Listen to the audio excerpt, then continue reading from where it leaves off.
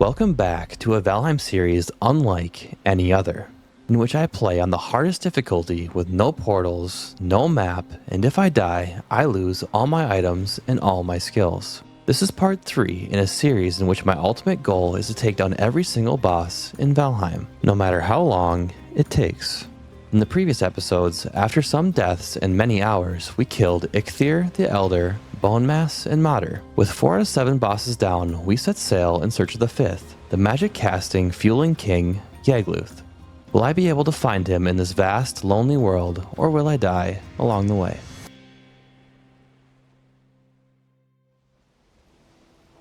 Here, my voyage began, sailing into the vast unknown to find my next target, Yagluth. I started by circling the islands closest to my base in the plains. Throughout this playthrough, I would use different buildings and islands as waypoints that I could use as a reference to help judge my location. So, when sailing into uncharted waters, I was sure to remember the differences in terrain to help me map out my location in my head.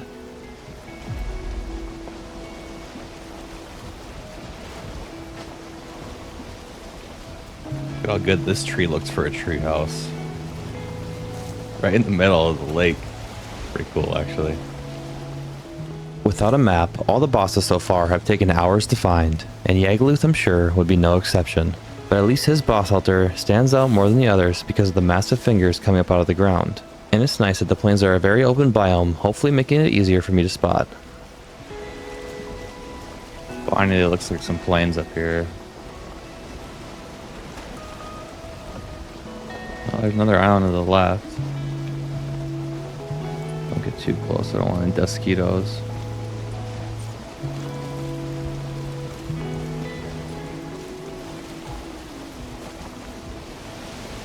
Instead of going back towards Black Forest, should I follow this left side maybe?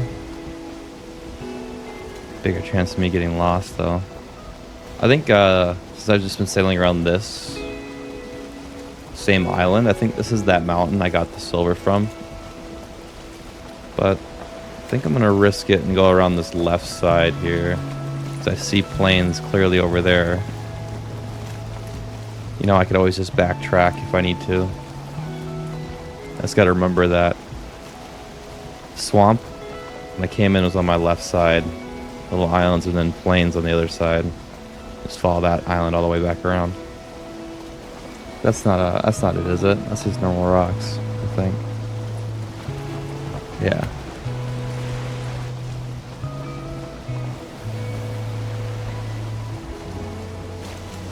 It's a little dungeon right on the coast. I'm gonna brave this straight. I'm gonna eat some stuff though, just in case. Another dungeon on the coast. That's 2. That's more plains over there. Or is that just where I was at? Did I circle around? Am I lost?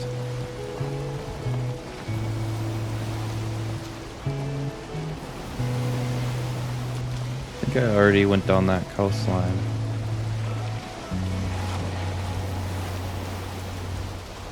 Try over here, I guess. Can I even pass this? They're not shooting at me.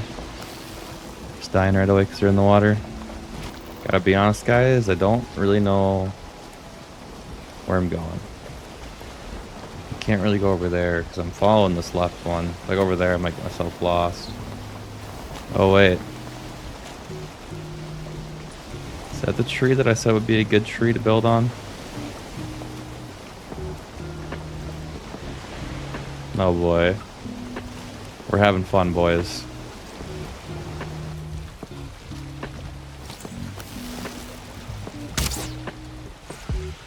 After getting lost, I found myself back to where I was an hour before, so I turned around and went back the way I came. I was going to explore the more further out islands, giving me a better chance to run into more plains biomes.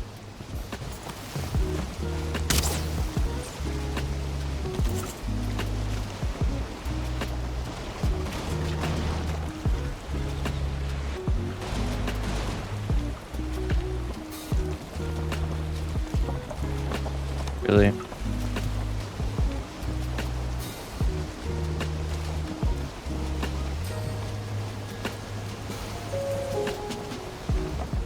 I I sailed around the outer islands for a couple of hours, but no luck. I couldn't progress until I found him though, so I'd have to keep on searching. Kind of nervous about these like little islands in the middle. In case I spawn at Desquito and pipe me. That might be a finger over there actually. Is that just a rock? I only saw one, so maybe it'd be good to check that though. No, it's probably just a rock. Looked like that. Be better if it was daytime for sure. Then I could see into the plains more. It's hard to know if I should take like multiple passes at it when it's daytime, or if I should just anchor and wait till it's day. It's like a little inlet there. I wonder if I should go around the... No way. No way. I get chased too. No way. No, that's actually it. Oh my god. Finally, man. Holy shit. I don't even know what to do. There's a swamp right there. I'm just gonna wait till it's day. What's up, dog? After hours and hours of searching, I had finally found him, and in an ideal spot. Surprisingly, having no map is probably the most difficult thing about this challenge, and has taken the majority of my almost 200 hours spent in this world. Looks like this might be Black Forest right there, because there's pine trees. We'll see when the sun comes up. Also, I was looking through my inventory. I don't know why I only brought 120 frost arrows. I think I'm stupid. I know I said I was gonna rely on my frost near a little more, but honestly, I mean, the bow has been good to me the whole time, and I think it's the safest to use the bow mostly. I don't know. I think I might have to go back and make some more frost arrows. Drink our anti-sting. Slow approach here. Could maybe make like a little tree house, because I need some way to get rested before the boss fight. So I do need to make some sort of base here. Just hop out and check it out quick.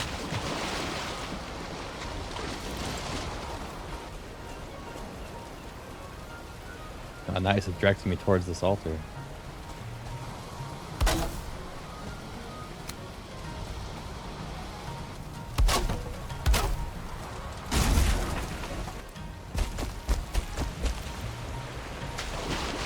Just gotta pray that I don't get like a raid or anything while I'm doing stuff here.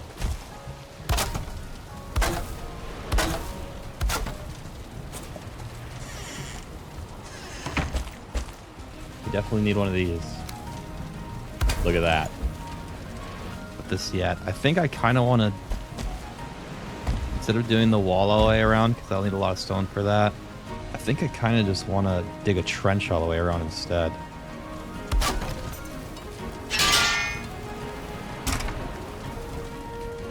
That's fine.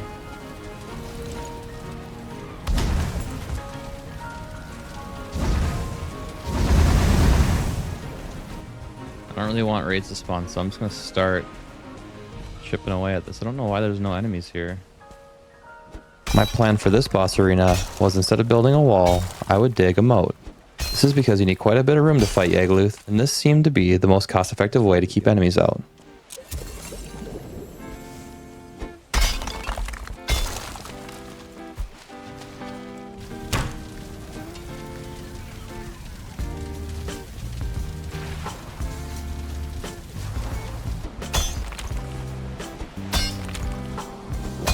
I'm actually happy there's no locks here. That'd be the worst.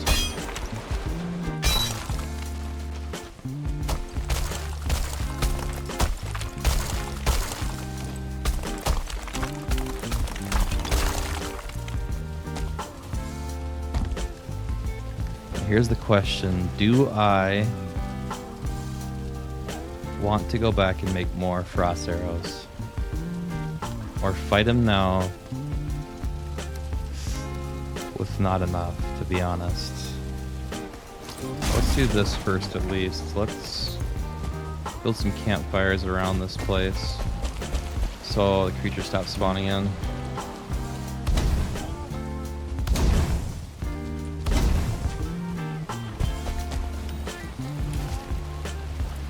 Fire wine. Where are the totems? Must have already put them in there.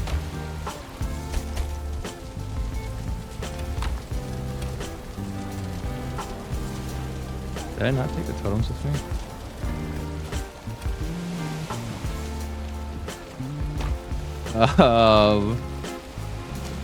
Alright, well, looks like we're going back anyway. I might be the worst Valheim player in existence. And now I can't see shit. As it turned out, I had forgotten the most important thing to fight Yagluth, so I'd have to return to my base and sail all the way back to the boss altar.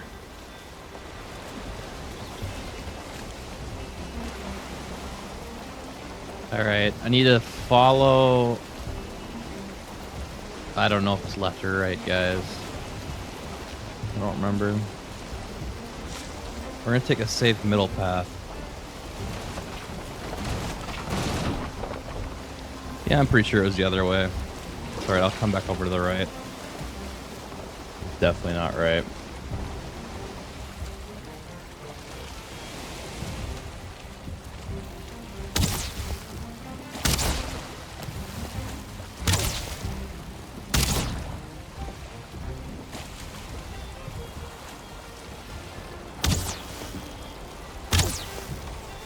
Oh.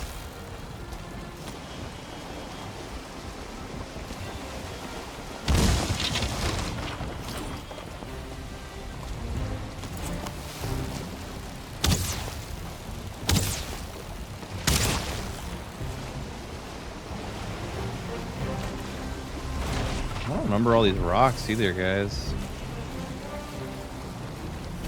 I'm gonna keep going around the coast because I don't remember ever having to go through these rocks. So maybe there's another swamp canal that I gotta go through.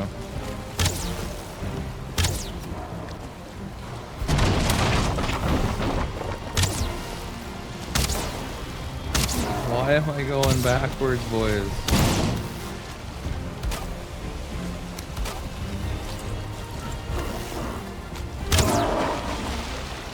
I'm actually lost.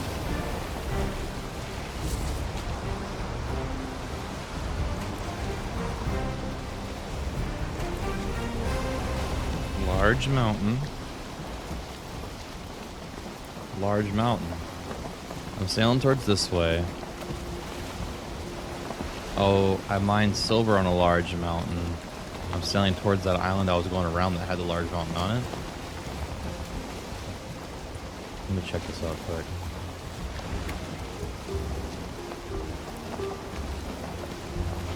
Even that kind of looks like a Yagluth. There's only 3 though. This does kind of look like the mountain I did go get silver on though. It was steep like this and part of pretty big.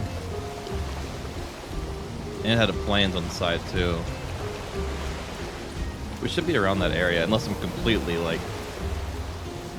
lost. See, doesn't that look familiar right there? Yep, there's that camp. Why'd I have to get foggy? Knock down trees. Yep, this is it right here. This just should be like straight somewhere over here.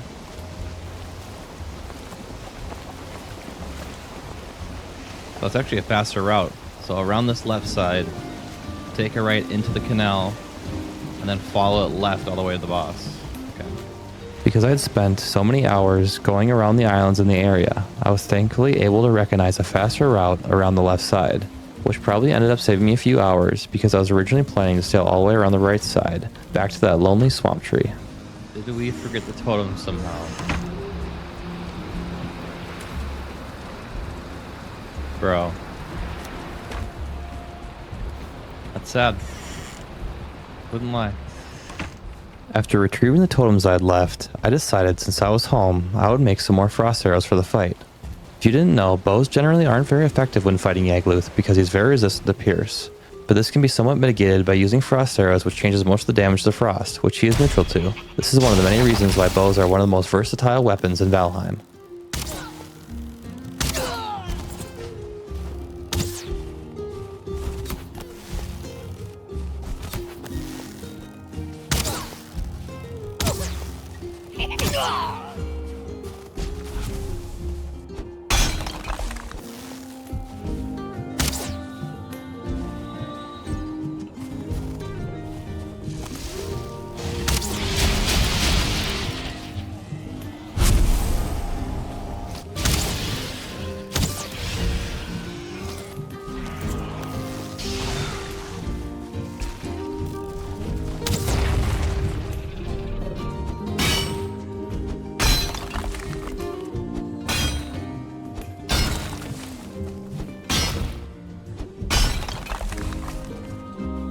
There's the frost caves. They're at the top of this mountain.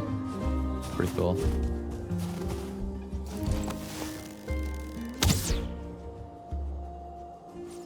No, I killed him. Oh, fuck.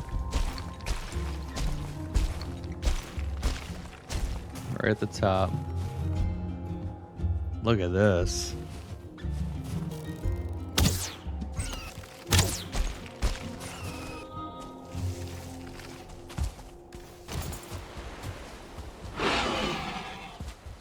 And after collecting all that I needed, I sailed back to make the final preparations for the fight.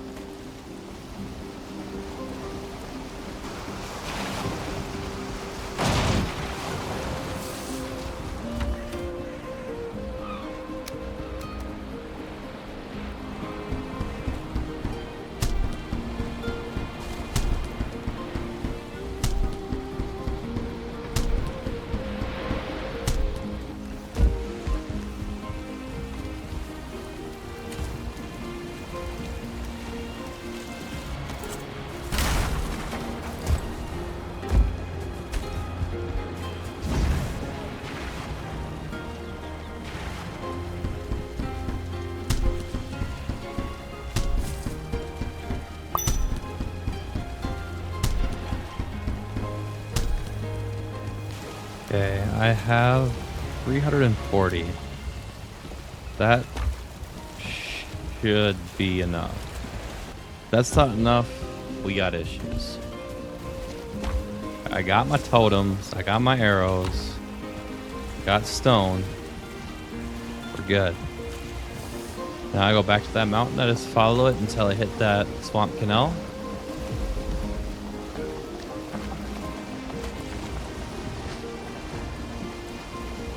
Hopefully this is right. I can't really see. Oh, it's definitely the right general direction.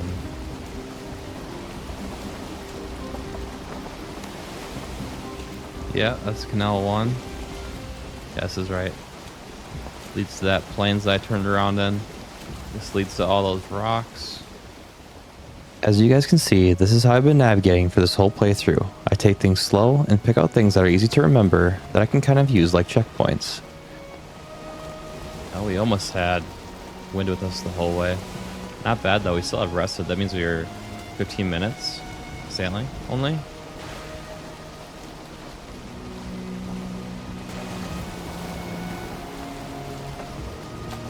That was a huge shortcut we found. Otherwise it would take at least triple the time. Actually making surprisingly good time, an actual first for me, I made it back to Yagluth. Now all I had to do is make final preparations for the fight, maximizing my rested buff and making some additional changes to the arena that would hopefully help me when I fought. I decided to move the forge to a more protected area outside of the main fighting zone, because Yagluth causes a large amount of destruction, and looking back on my fight with Bone Mass, I wanted to be able to repair my bow mid-fight if I needed to.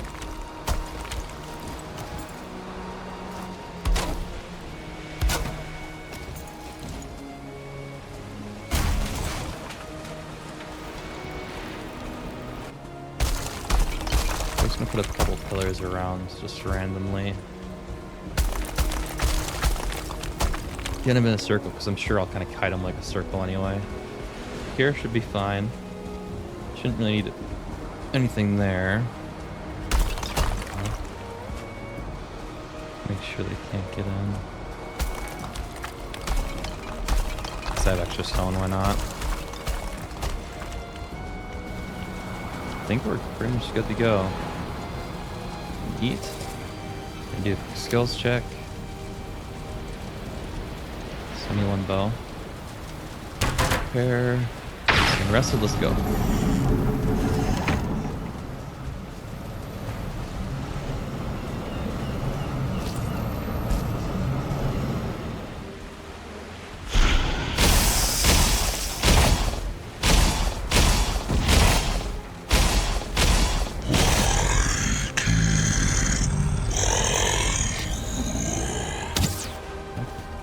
Gotta drink my shit. Did I not grab it?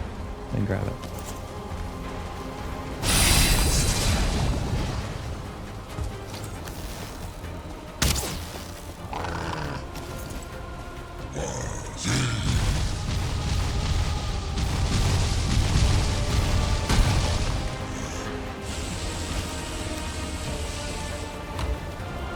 Huh. We're going back. Oh, fuck.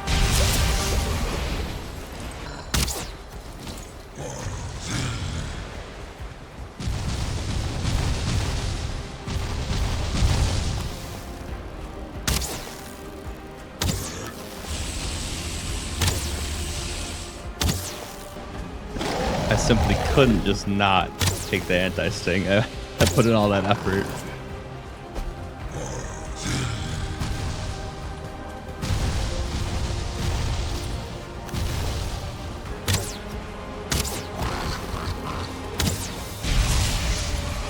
Nice.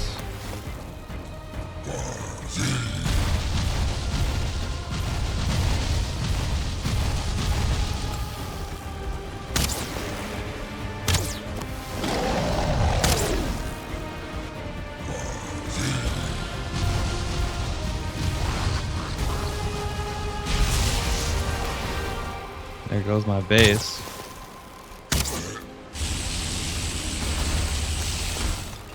Maybe I didn't need to move the repair bench. We're doing decent chunks.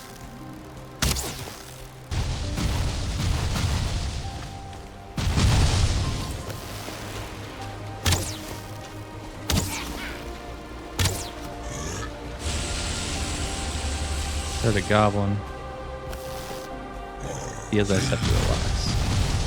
This is a pretty scripted fight, Yagluth. As I get fucking smacked. Alright.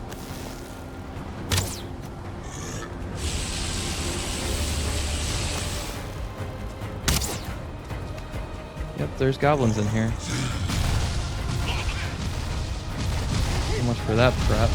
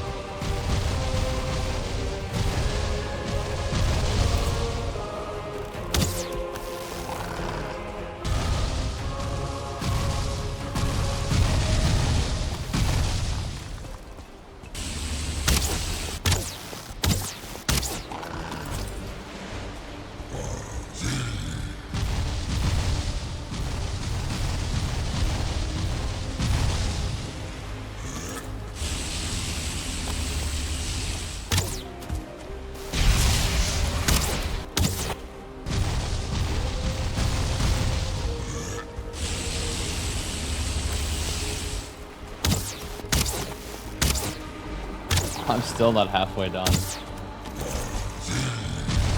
should be crazy.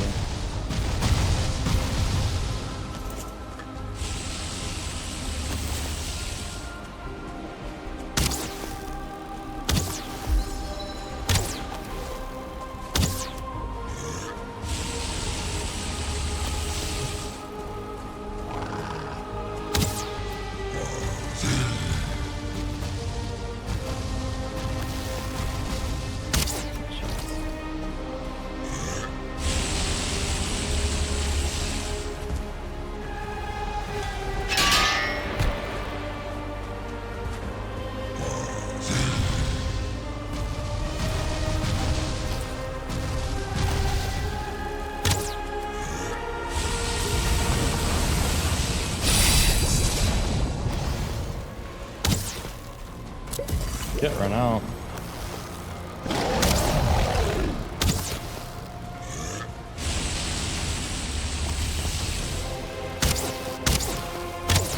Okay, so I'm gonna run out of rest eventually here. Oh, okay, we're good.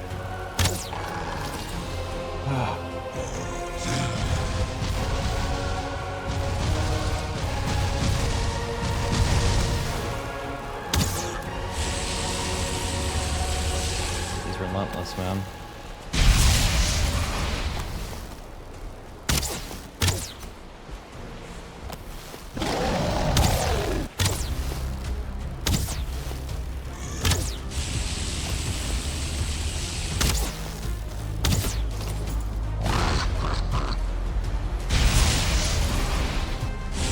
He just doesn't stop.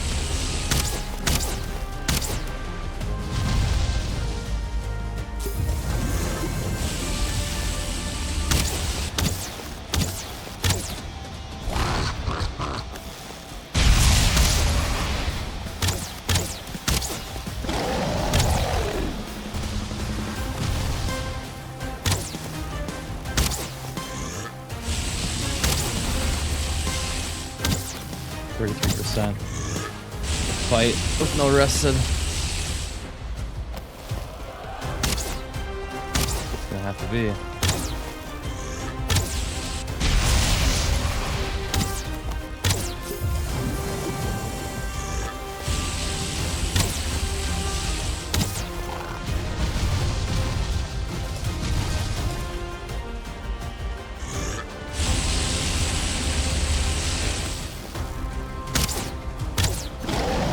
Got 20 seconds of rested left.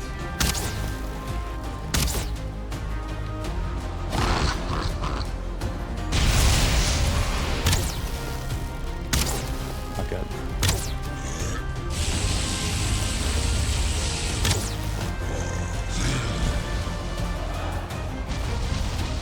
Looking grim, boys. Looking really grim. Got plenty of fire meads left. Only 100 arrows. Just gonna have to keep a decent amount of stam. I'm locked in.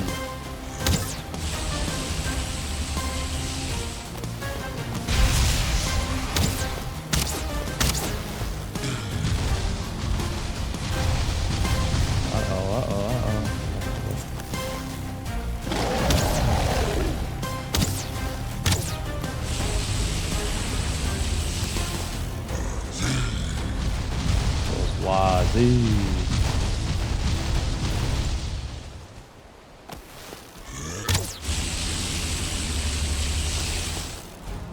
Use another stam potion after this run, probably.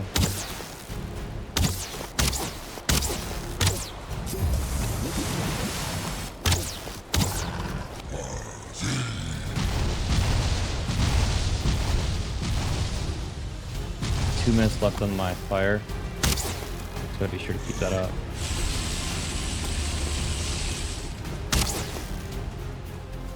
Yeah, I got 60 arrows left. I mean, that should be enough.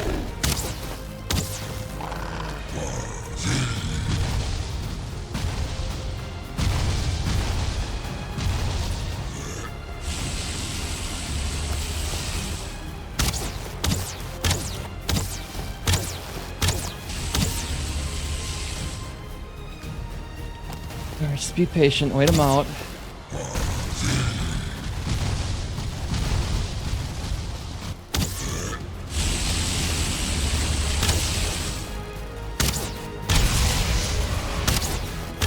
One more breath attack at me, please. Breath.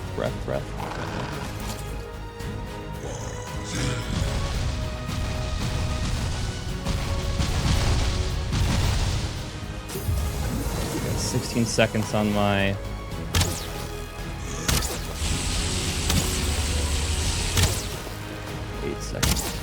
Yeah, we're gonna be patient here. 4, 2, 1. Drink this. Sprint away as much as possible here.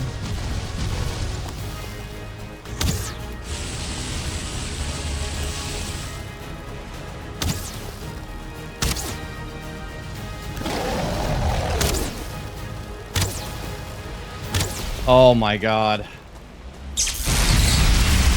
Oh.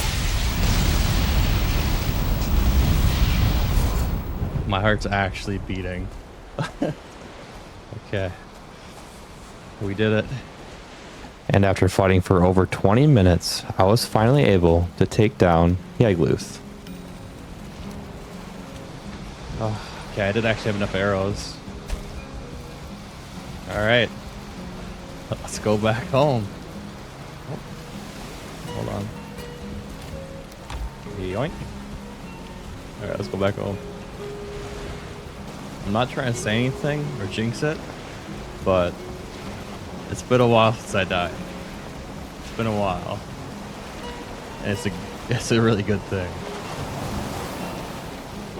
So I was just looking at my skills. Look how much my bows went up just that fight. I think it was at 71 when I first started. 71 to 74. That's crazy. Bows are OP. You can't convince me otherwise. Best weapon in the game for hardcore. Tell me I'm wrong. Now, on my voyage home, I needed to figure out what to do next. Since I was now in the Mistlands biome, I would have to travel far beyond my starter island. This is because they only generate further from the center of the map, mostly concentrated on the eastern and western parts, which means I would have to be very intentional about how I traveled, and I would have to stock up a lot of supplies before I could establish a foothold in the Mistlands.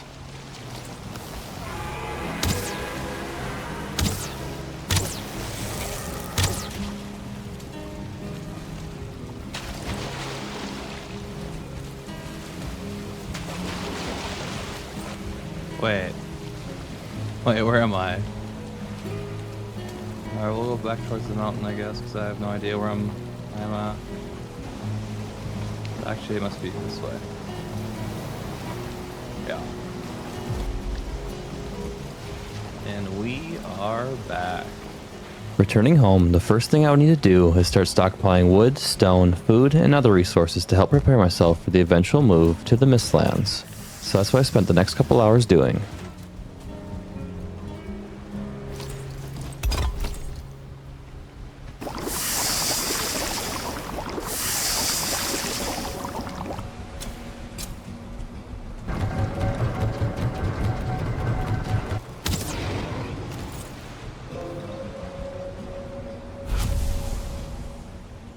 I also took this time to smelt all the iron I collected previously, which ended up being quite a bit. And of course, you can never have too much iron in Valheim.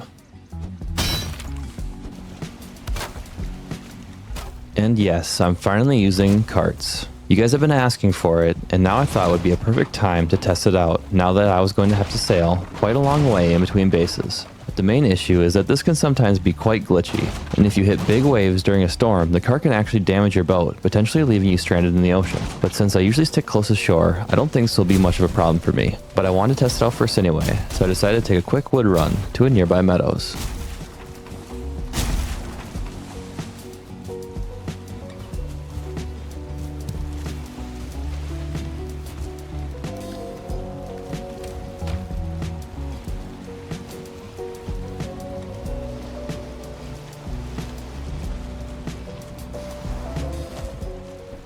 After cooking some more food, I was ready to go on my first scouting mission. I wanted to start from a place I had already voyaged to, and was also away from my starting island. This left me with really only two good options. I could either go back to the mountain which I fought Motor on, which in my mind is more to the west of my starting island, or I could go back to Yagluth's altar, which seemed to be more to the east, which was also the side my plane space was built on. If you didn't know, the sun in Valheim rises in the east, travels gradually south as the day goes on, and then returns back to the west as it sets. This is probably because the game is heavily inspired by Norse mythology, and this is how the sun paths in the northern regions of the real world. But it also makes traveling with no map kind of tricky at times, not showing you an exact cardinal direction. But since I already knew a good route to Yagluth's altar, and it was closer than the mountain outpost, I decided to head east. Alright, so there's another island over there. To the right. I can't really explore when the weather's like this. I almost should just wait until it becomes not misty. Too bad Yagluth destroyed my base here. Now I might keep following this coast, but if I can get even further, must be east to this way-ish. right? Can't really see the sun right now. So I don't think going around this island would do me any good. Because I would have seen Mistlands if I was far enough to see him. Ah, I can see.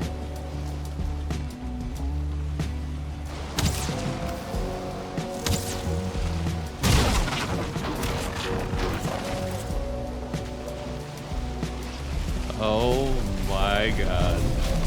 Run. Guess I can go around the top of this island.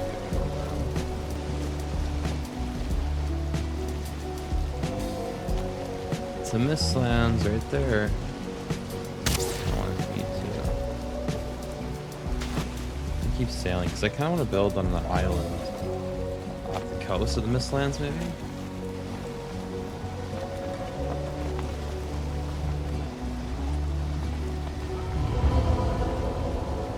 There we go.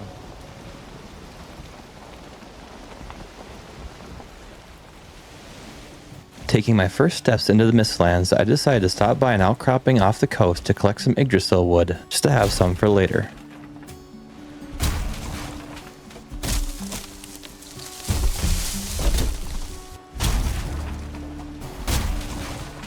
There we go, there's some wood.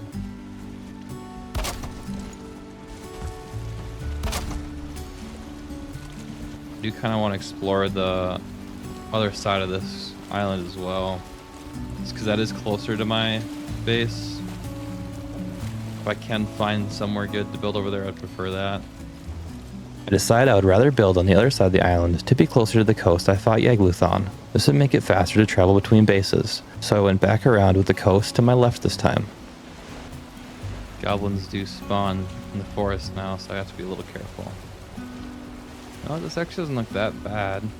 Like this rock right here. Wish I could see better.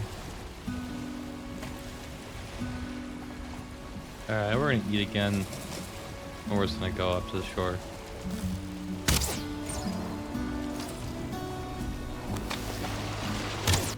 There's definitely Mistlands though. Look, you can see the torch from here.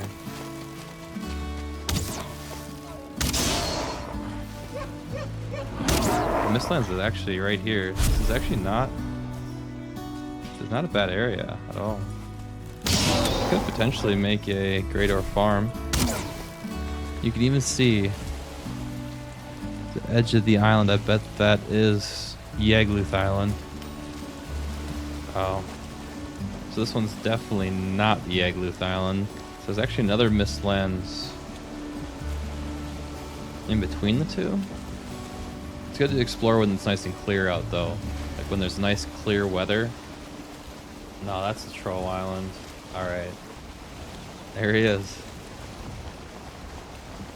Got his cheeks out. Finding a pretty decent location for my new base, I followed the same path back to the plains. And now that I had a spot picked out, it was time to start gathering up all the resources I needed and sailing them over. My plan is to do this in phases, kind of like I did for the plains base, but on a much bigger scale, since the distance was so much farther. I would say the route was taking around 20 minutes with good wind, but it could take much longer with bad wind. So I would first bring in enough stuff to start building the main base, and once I had some sort of safe spot, then I would take a couple more trips and bring the rest of the stuff.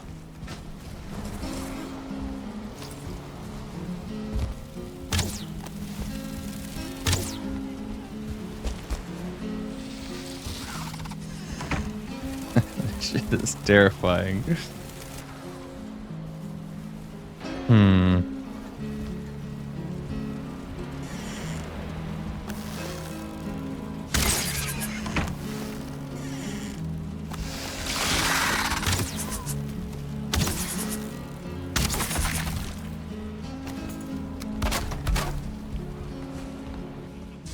The first thing I wanted to try to build at the Mistlands location was a great ore farm, using the spawner that was on the shoreline. This would hopefully supplement my resource expenditures while building. I wasn't really positive that it would work, but I thought it was worth a try. So I would stop by the swamp to quickly pick up the chain that was required for the farm, and after gathering a literal boatload of wood, I was ready to depart.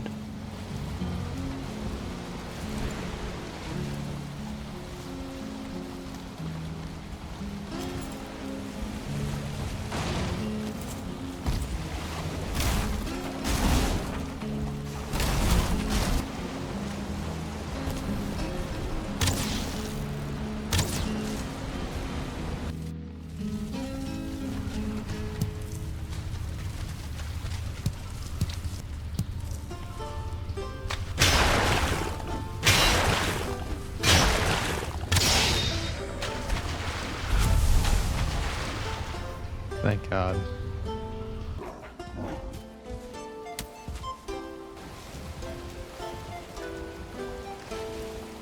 While I sail back to the Mistlands, I would like to take this moment to thank all of you for watching.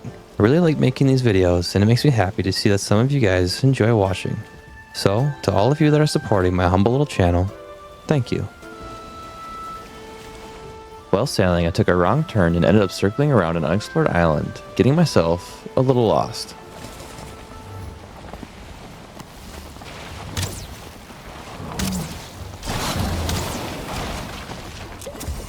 Whoa. He actually hit me through the boat.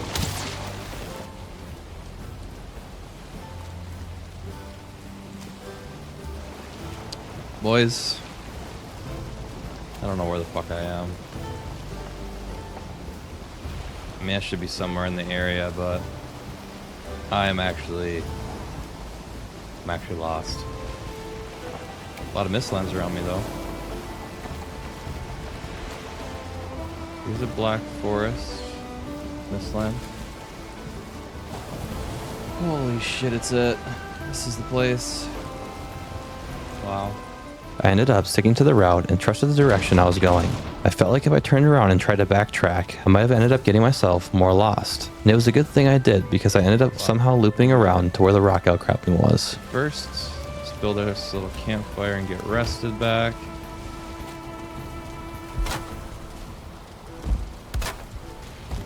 My first mission here was to build the farm, which was a pretty basic design that I found and will link below. Just keep in mind that I heard this might not be working with the new patch.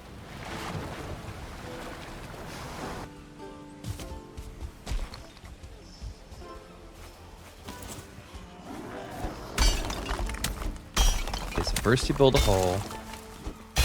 Trap the great orcs in. Fucking hell. Alright. These nests can only spawn 3 at a time, so keeping them all in a hole will stop them from spawning when building. All these Great Orc farms kind of work the same. They pretty much stop them from escaping and trap them in the room to burn alive. The tricky part is that you need to have open ground and sky for them to spawn, which means that when it rains, your fires are going to be put out. This design gets around that by cleverly stacking roofs just perfectly over the braziers, but don't prevent the Great Orcs from spawning.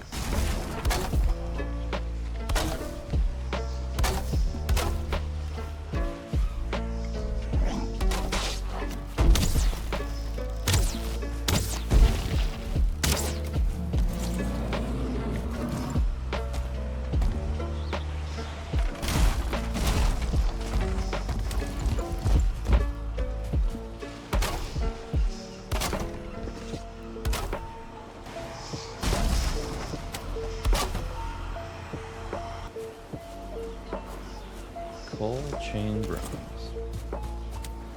Fighting forge. Nice.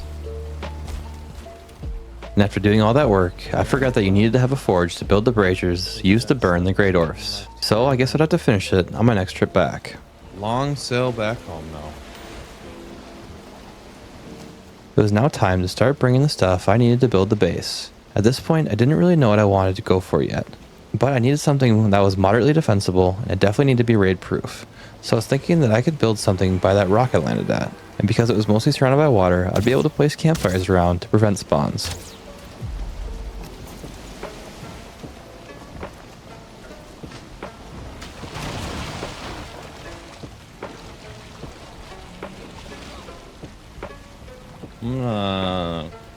I'm gonna get some health back quick.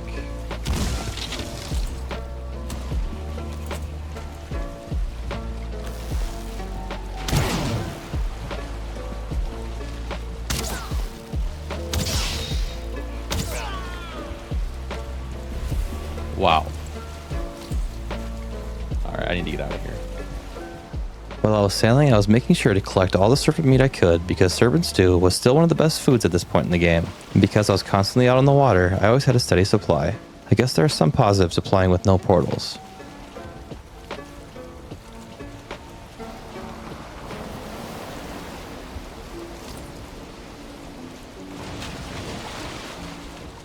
Making it home, it was back to the same old.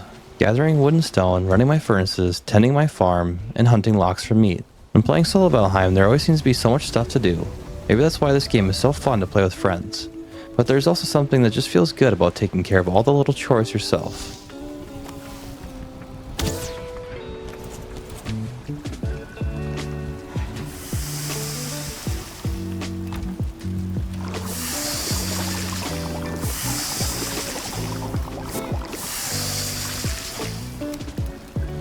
Crazy how my cooking is only at level 17.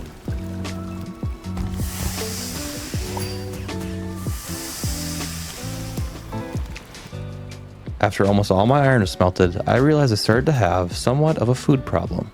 Besides the serpent stew, I kept running dangerously low on my other food items. This is because of the long trips I was taking back and forth. I would need to get a food supply set up in the Mistlands soon, but for now I built another windmill to hopefully double my barley production.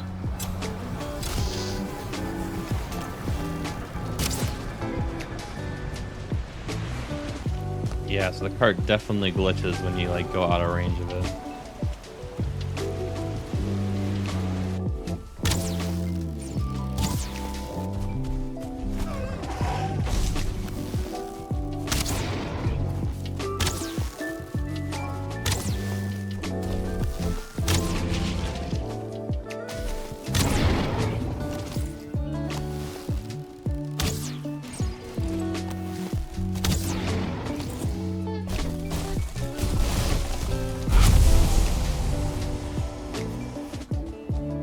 I also went and gathered more tar so I could use more build pieces in my upcoming base.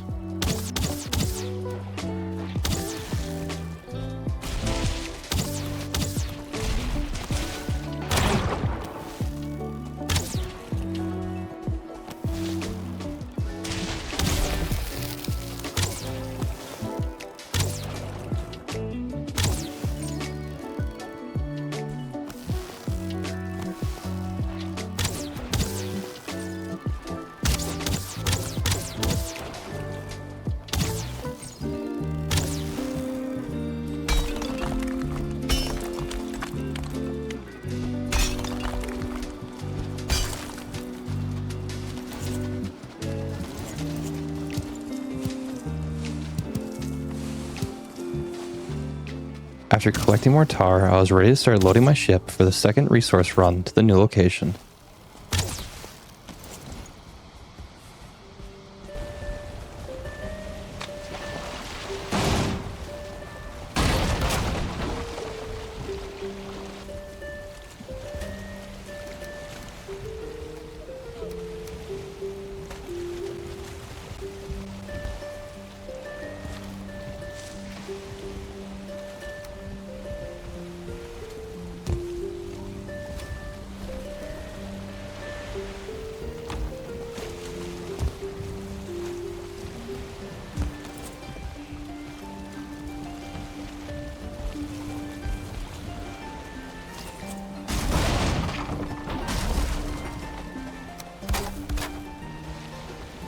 Trying to climb the wall. What are they doing? Bastards.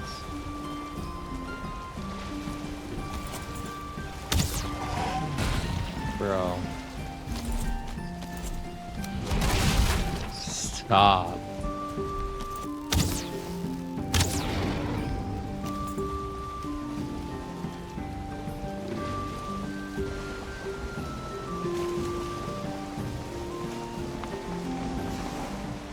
As you can see, the cart adds weight to the boat, kind of making it lurch to one side.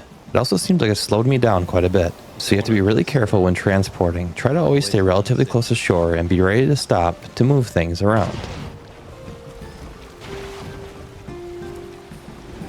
Try to move it. Some damage to the boat, that's alright. Let's slidey up here.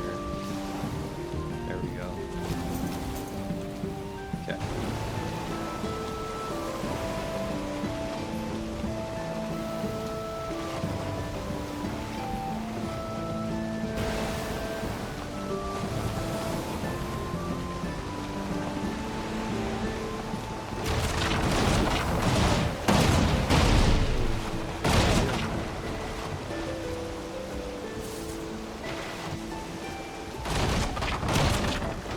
So many rocks everywhere.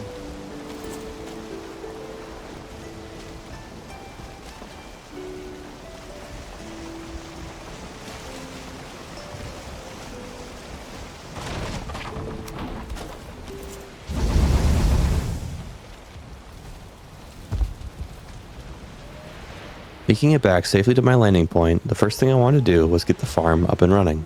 So I went over and placed the braziers.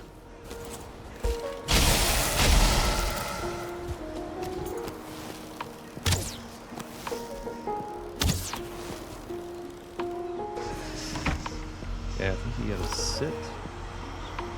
Maybe that lower.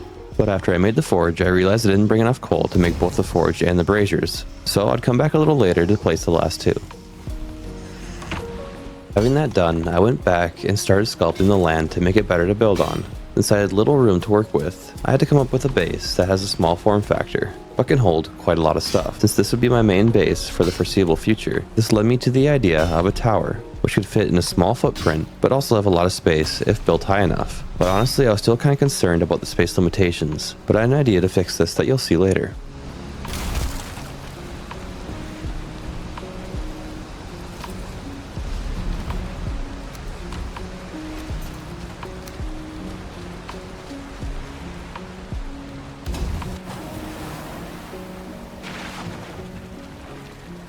Sleeping through the rain and the night, I decided to go get the coal needed to complete the farm before returning to the base build.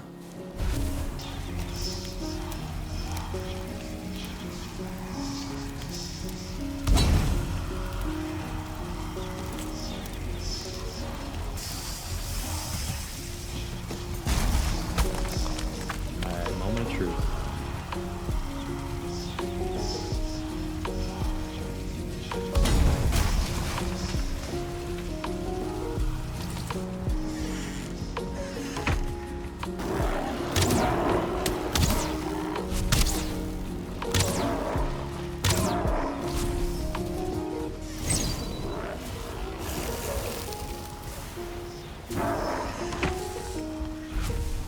Farm appeared to be working, but there is one major flaw I didn't consider when building this. You need to be in or around the building for them to spawn, which meant if I wanted to run it, I would have to sit in the farm. An obvious problem because of what I addressed earlier. I really didn't have time to sit around and do nothing. So yeah, this would provide me some resources here and there, but really wasn't worth building for me in the end.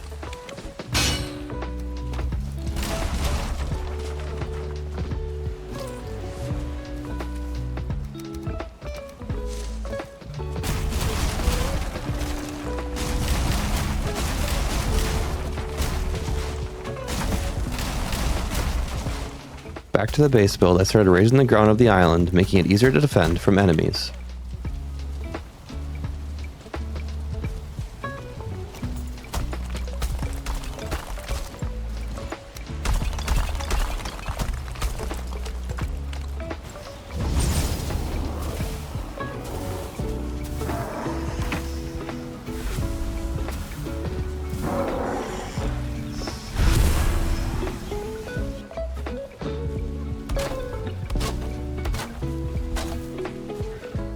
And now that I had a pretty solid area to build on, I started constructing the main tower. When I build in Valheim, I don't really have any sort of idea of what it's going to look like in the end. I just start building and see where it goes. And there's a lot of trial and error involved. I usually destroy and rebuild things multiple times before I'm satisfied with the way it looks.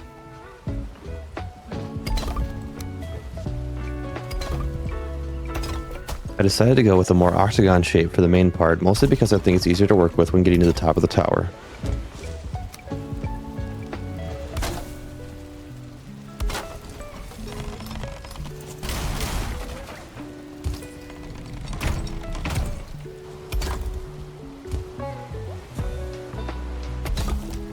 And here you can kind of see what I was pointing out earlier. My idea was that I could expand off the sides of the tower using iron bars. This would help me section off certain essential areas like the kitchen and the sleeping quarters.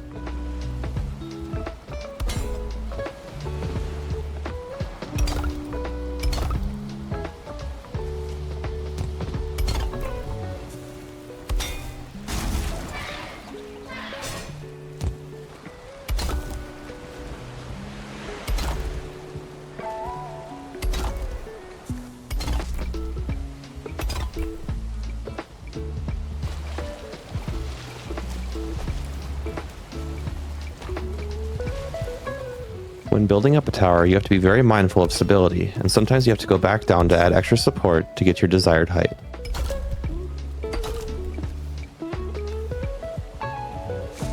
If you didn't know, these wood doors have different snapping points than normal beams, and I would use this feature a lot to achieve different placements that you couldn't normally get.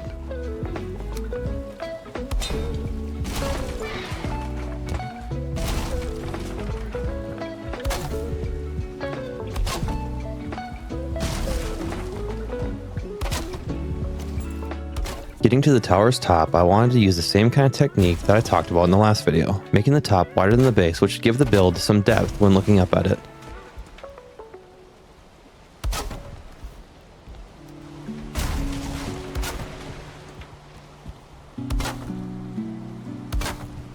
And for the inside, I was going to make different levels as you went up, giving me even more space to work with.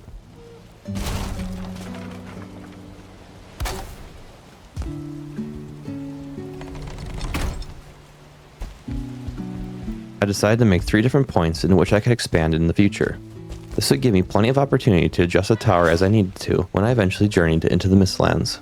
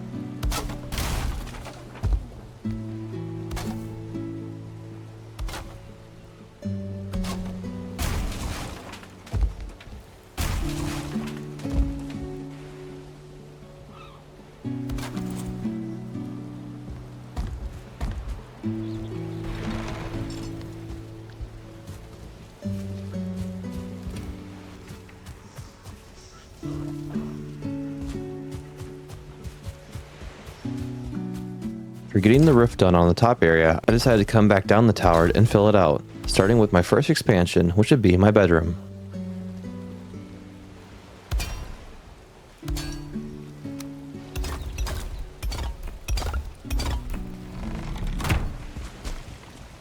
I'll clean up the under part of it later, probably.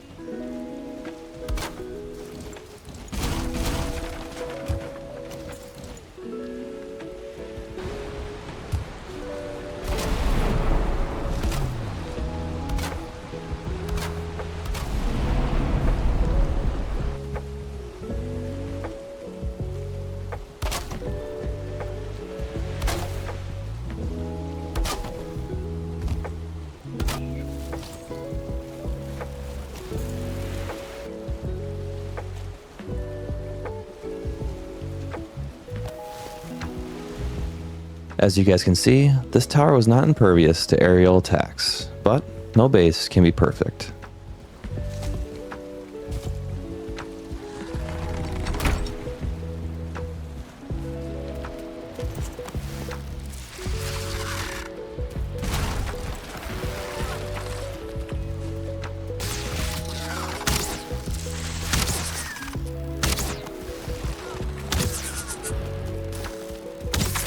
After exterminating the insects, I went back to building my room.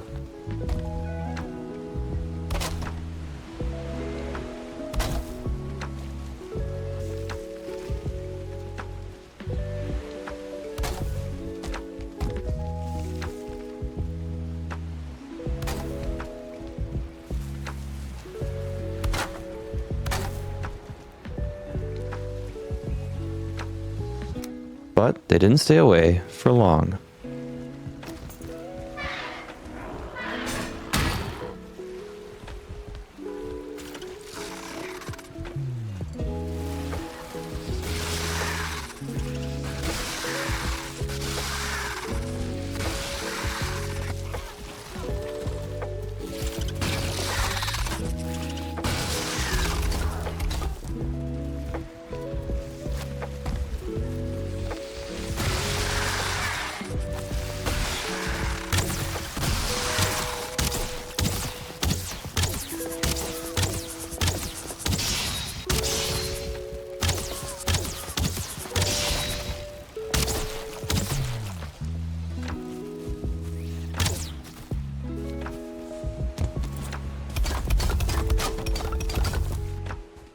It seemed like I just couldn't get away from them.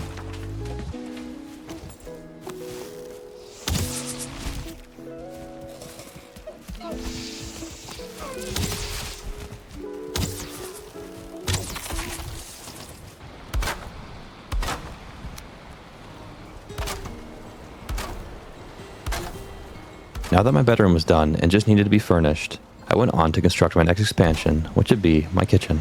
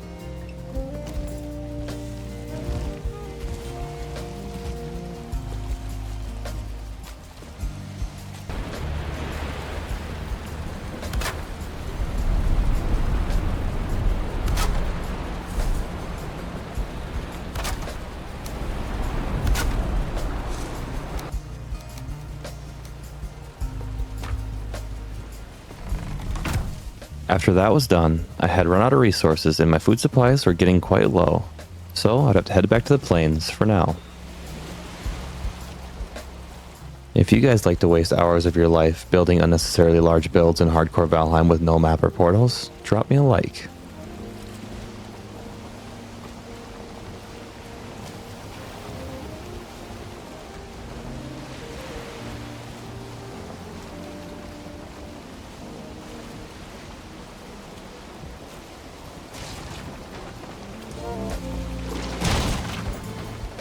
Ow.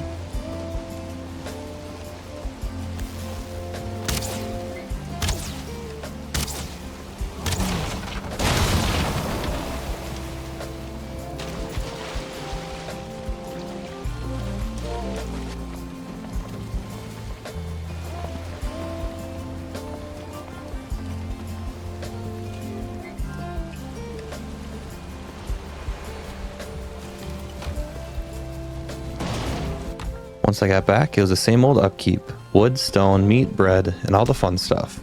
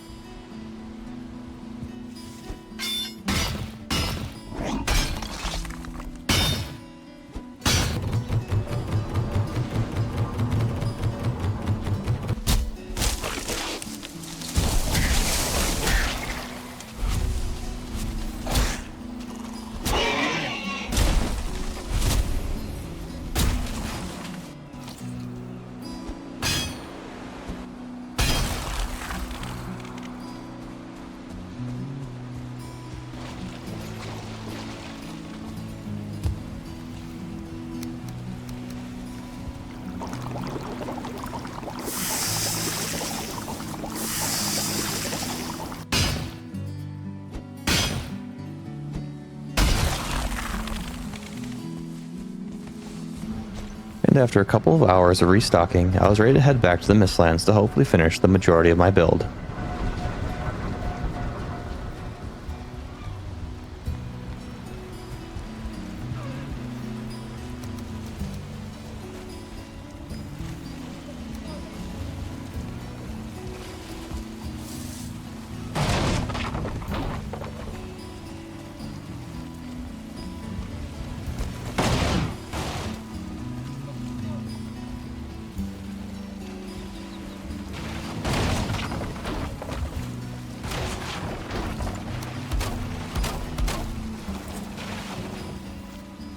This time I decided to take 2 carts filled to the brim with resources, and this really slowed down my ship. Along with bad winds, this trip took over an hour just to get back.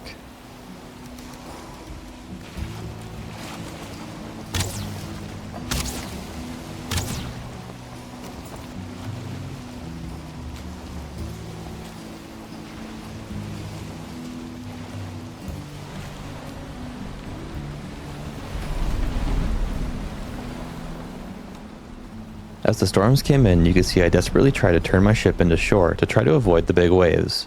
This is because of how the weather system works in Valheim. The weather is different per zone, so if you go from ocean to shore, it could change the weather and hopefully prevent you from capsizing.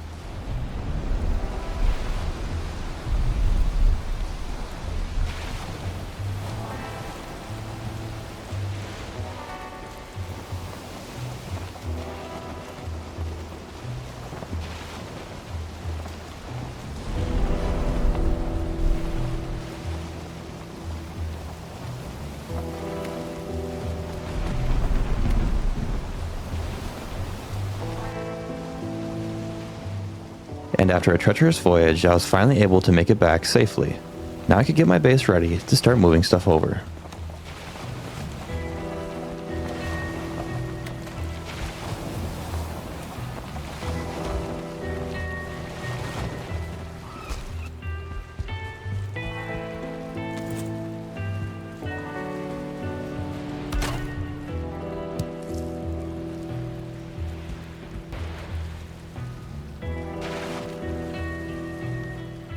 The Yagluth trophy over the mantle I'm not sure was the right choice. Imagine waking up to that every morning. I'll have to fix that later.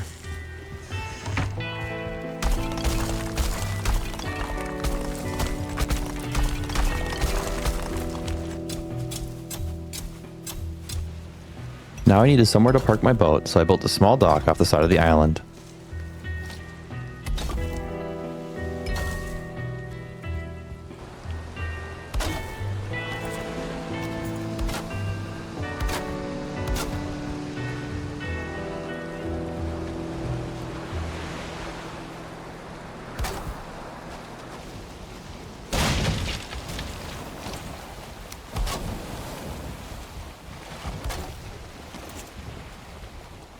And I started putting some sharp stakes around the edges of the island.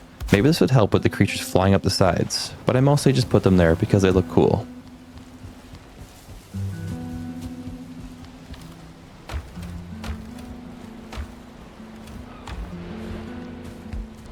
I went up to the top floor and started redesigning the roof a bit. This is because I came up with an idea that I would implement later.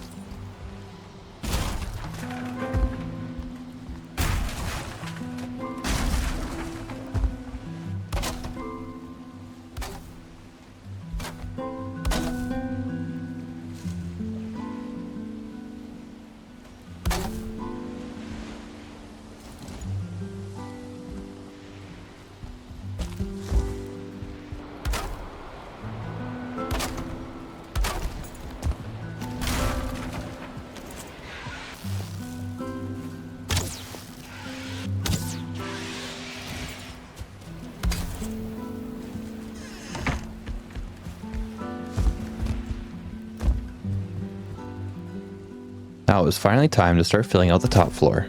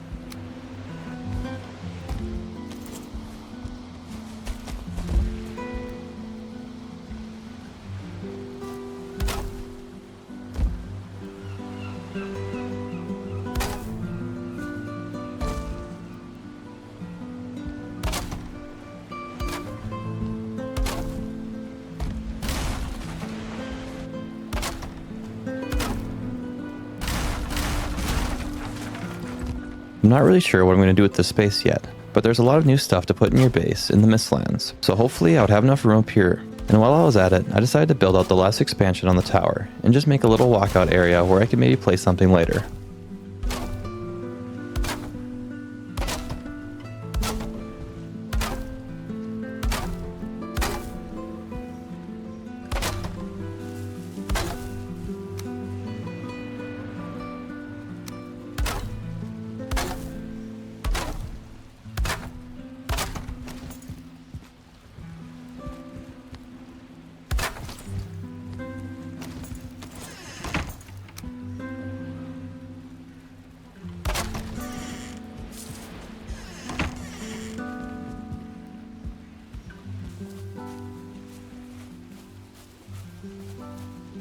Just like that, the exterior part of my base was mostly complete, and now I just have to fill it up as I progressed.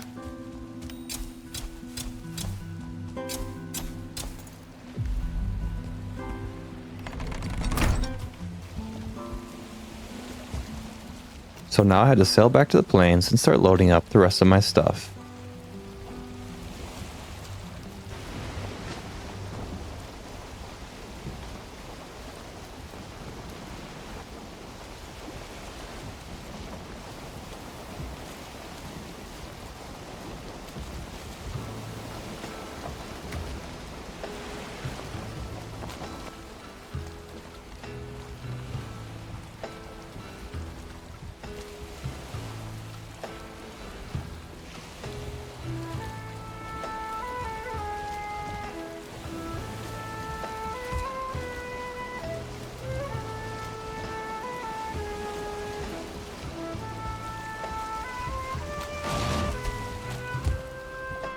Making it back home, it was time to load up all the essentials, but there was a lot of stuff to bring over, so I knew I would have to take multiple trips.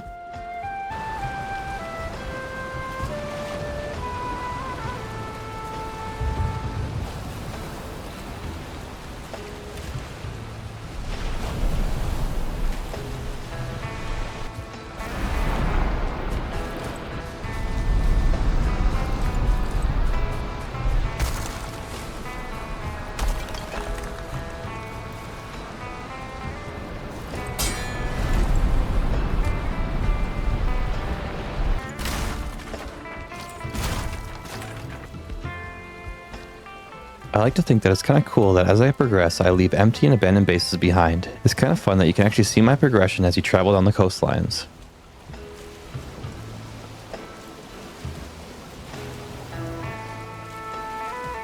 And that brings us to day 400, and it's very fitting that it comes at sea. 400 days in this world, and I've only just made it to the Mistlands. It's kind of crazy if you think about it. So far we've come, but there's still so many days left to go.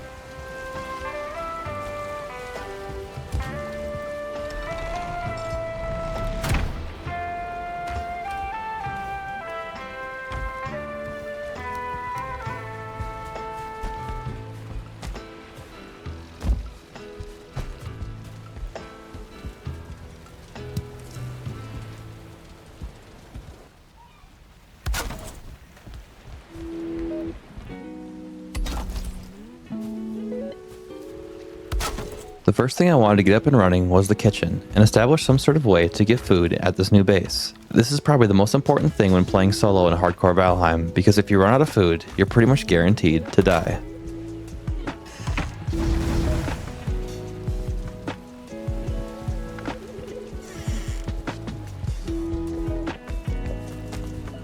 Going upstairs quick, I wanted to try to see if my idea from earlier would work.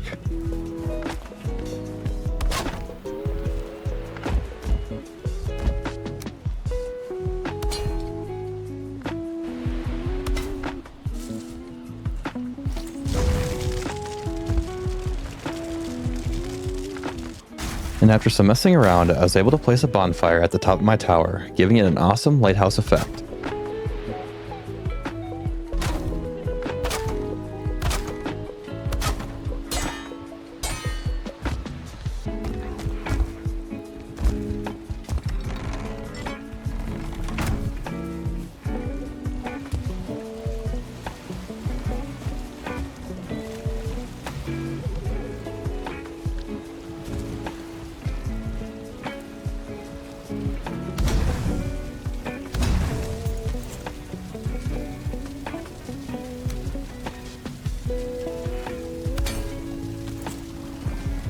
And once I finished up my kitchen, I now needed to find a way to make a farm so I could start growing crops. Luckily, there's a plains biome nearby, which is also one of the reasons why I picked this location.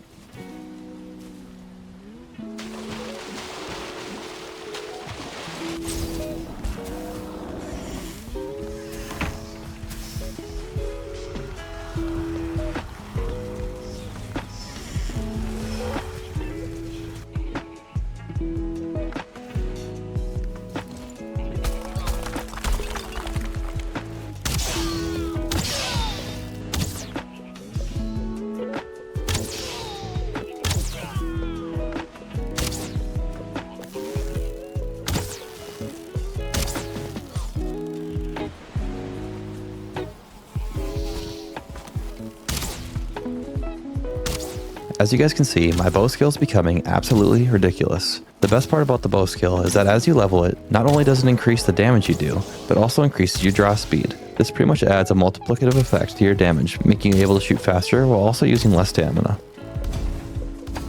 After clearing this village, I thought it would be the perfect place to plant a simple farm, so I placed around campfires to stop spawns and began tilling the land.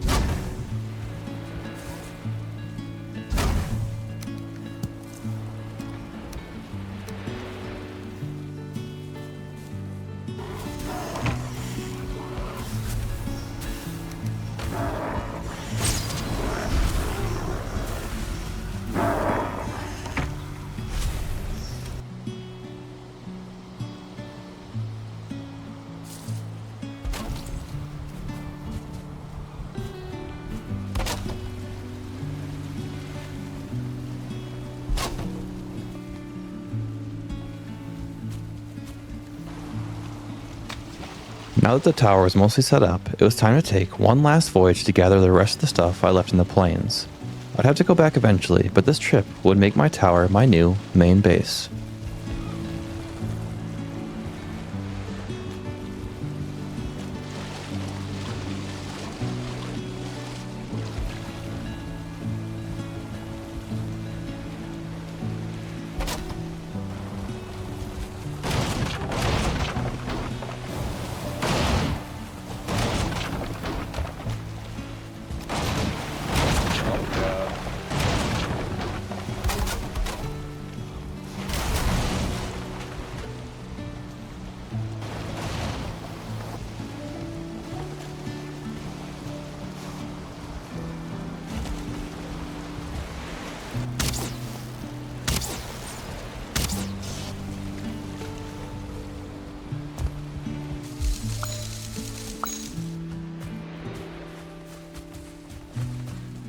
With my plains outpost now feeling like a shell of its former self, I loaded my ship so I could finally begin the next part of my adventure.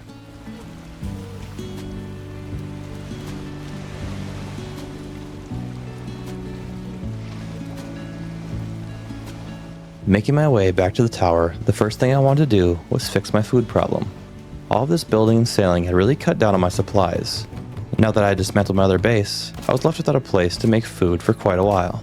So the first thing I would need to do is go collect the barley at the farm I built and do some hunting.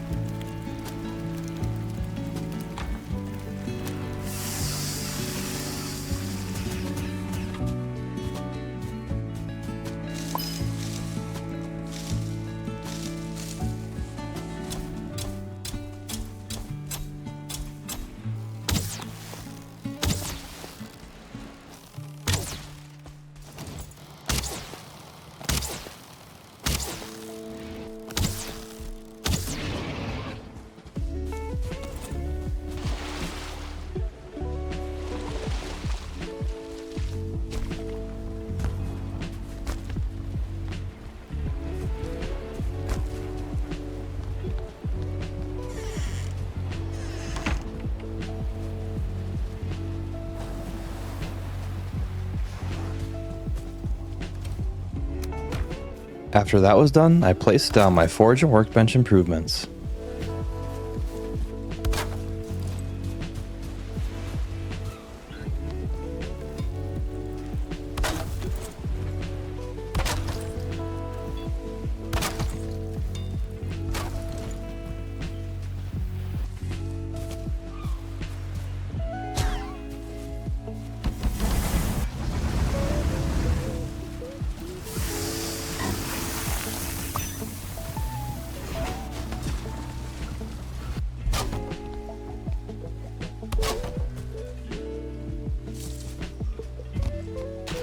Ow.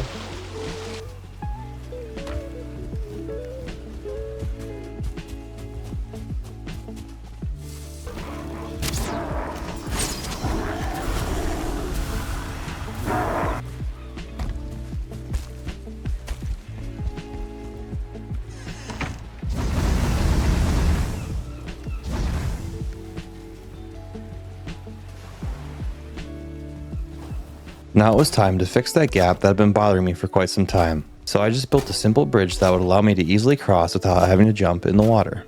When I'm doing bridges, I first like to lay out roughly how I want them to go, and then fill them in based on the layout. So that's what you see me doing here.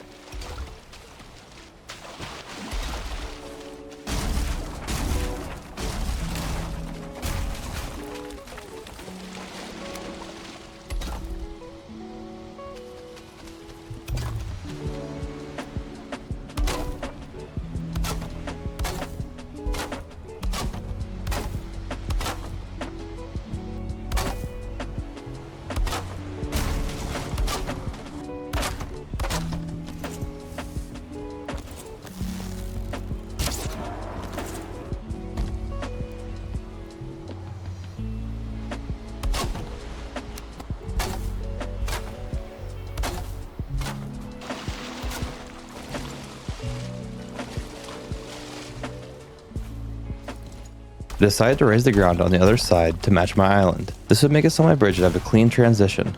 And it's kind of hard to see here, but I left a small gap in between the stairs and the bridge. This is a trick to confuse enemy AI, which makes them unable to walk across.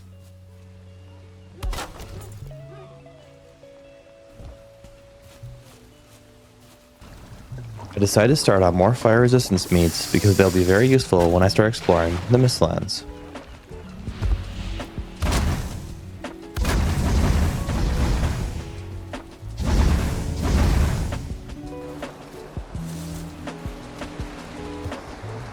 Pretty cool base, actually.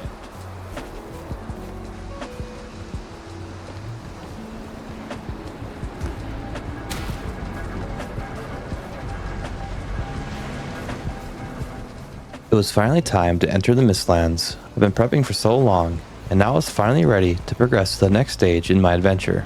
I started off by crafting fire arrows because seekers are resistant to pierce but not fire. But these are also metals grade arrows, so their effectiveness would be quite limited. Then I crafted a black metal pickaxe, which I would need later. My strategy for this deadly biome would be slow and steady. I would start by placing campfires everywhere to reduce the amount of enemies. Then I would slowly make my way in. The Mistlands does provide an extra layer of challenges compared to the previous biomes, one that I really never thought about before. Without a map, it would be incredibly easy for me to get lost, so I need to be extra careful and not get turned around.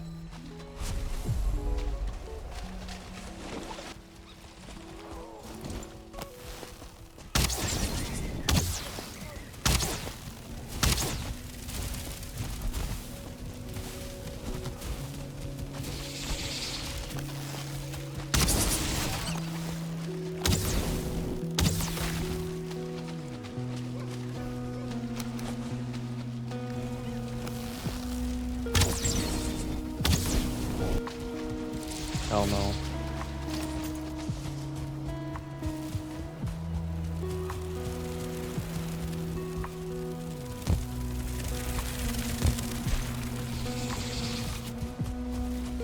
Hell to the no.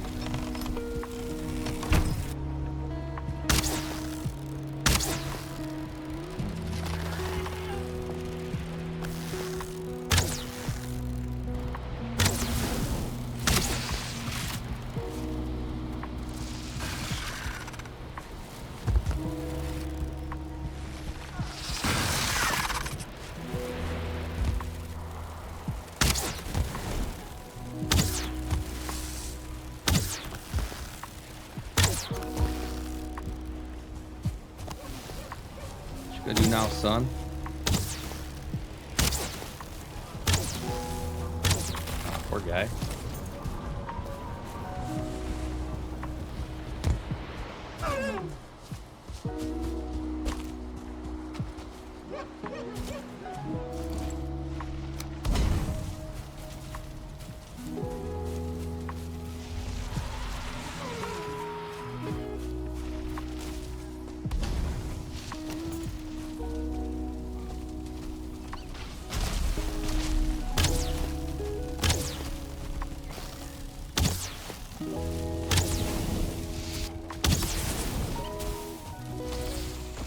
The enemies are thick in the Mistlands, and I was having a hard time even entering.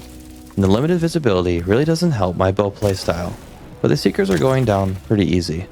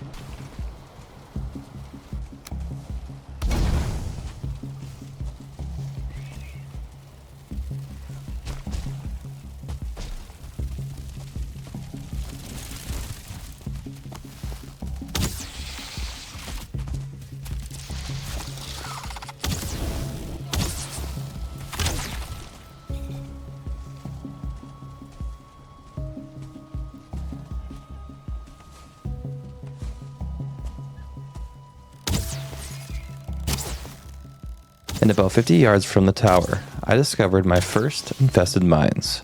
But I'm definitely not ready to enter at this moment, so I'll come back to it later.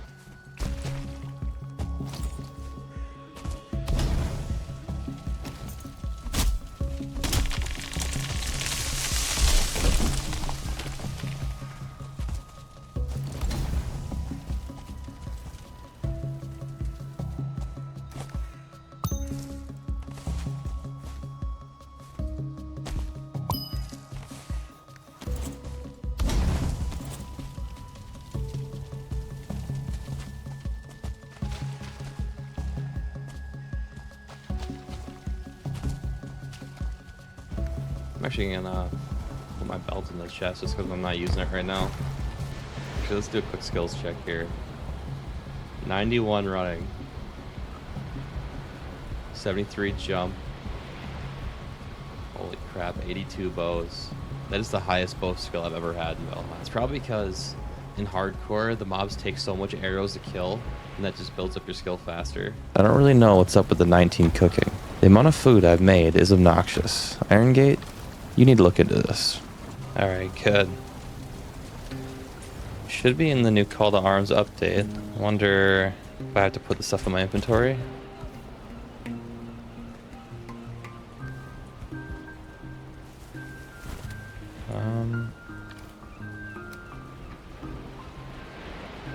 Yeah, there you go. New stuff. Archery target. Now this update, it's probably huge for me individually, just me, because it added archery targets and it added training dummies. So if you do die in hardcore, it should be easier to get your skills back, as long as you take the time to do it. They did nerf, though, the bone mass power, which I haven't really been using anyway, because I've been kiting. With the Call to Arms update out, the first thing I needed to do was get one of the new trinkets. And I had a couple options with a couple solid ones based on my playstyle. Those options being Wolf Sight, Nimble Anklet, and the Bronze Pendant. All which I thought were pretty good. But since my bow skill is so high and piercing damage is being resisted by most creatures at this point in the game, I decided not to go with Wolf Sight. Next option was the Nimble Anklet, which I thought was pretty good, giving a flat 50 stamina and 15% running speed for 30 seconds. But I think the better option is probably the Bronze Pendant, which gives a 25% stamina regen bonus for 60 seconds while costing 10 less adrenaline. But to make this trinket, I'd have to go out and hunt one of the new enemies, the bear. Let's see if we can find a bear. Oh.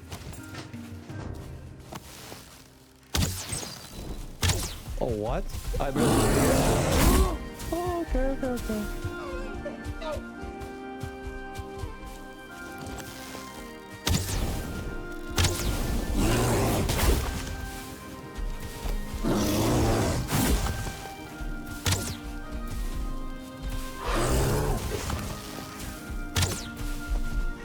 Why do I do no damage to him? Let me try piercing arrows. Still nothing.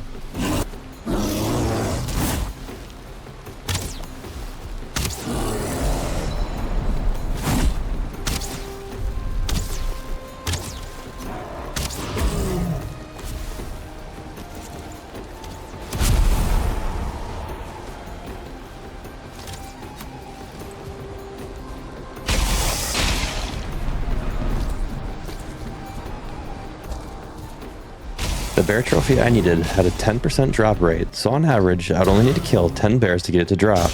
Well, that didn't end up being the case, and I would spend the next couple days killing bears.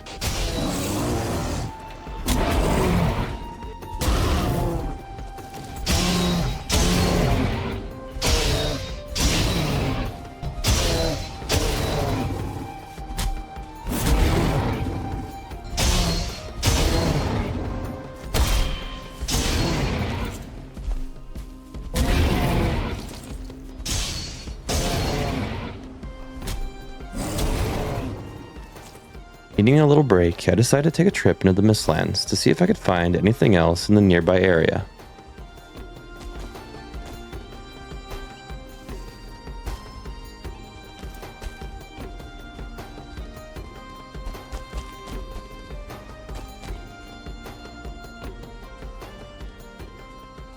After gaining some height to see my surroundings, I found a dwarf tower, so I decided to scale down the cliffs and check it out.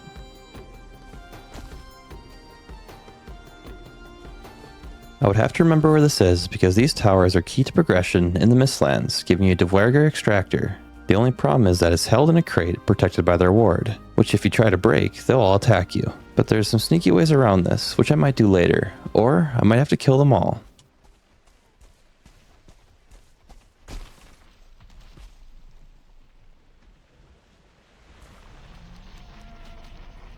I think that's a skull right there.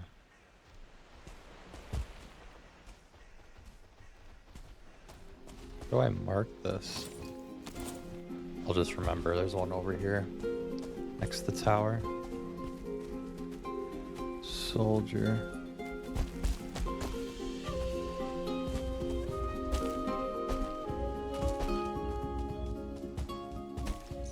And after my quick scout of the Mistlands, I was back to killing bears.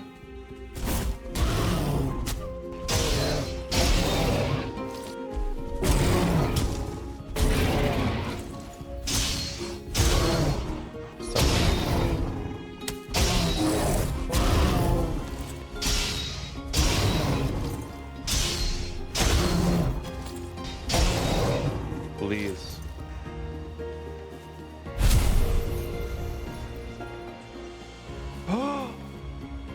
Yeah, finally. Let's go.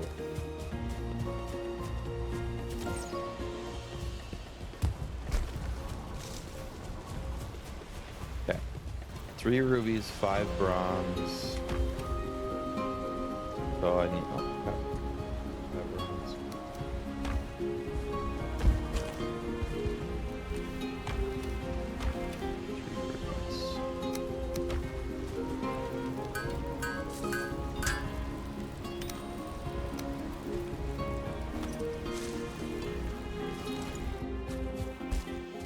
And after that was done, I went to go test it out in the plains.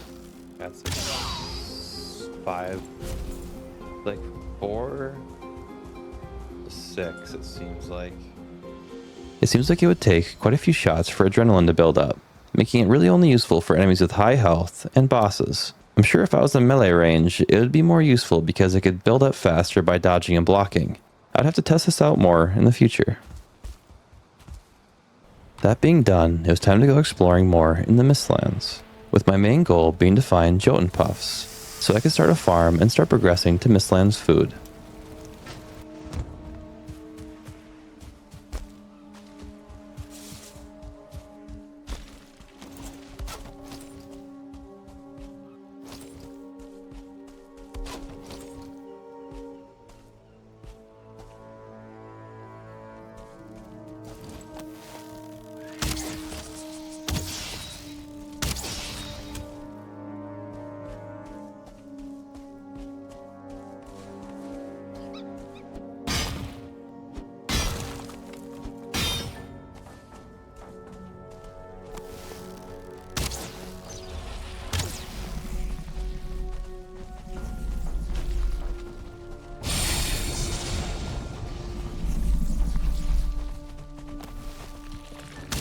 Oh god. Yeah, we're running.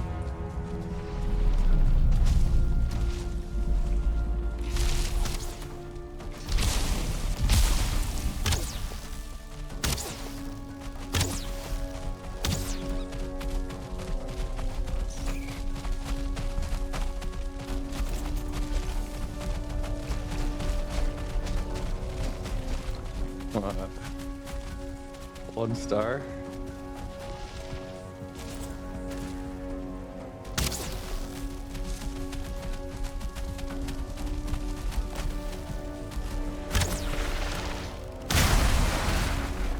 Wow. Okay.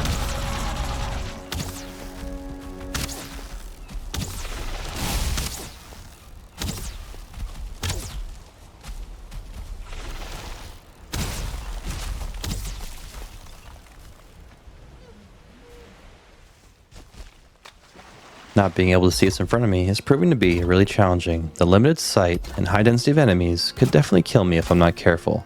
And any 1-star monster in the Mistlands would one-shot me, which is why I'm playing so safe.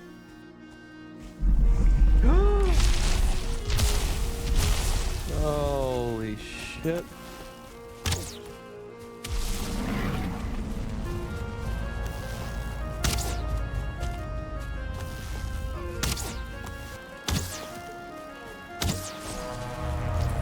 Nice.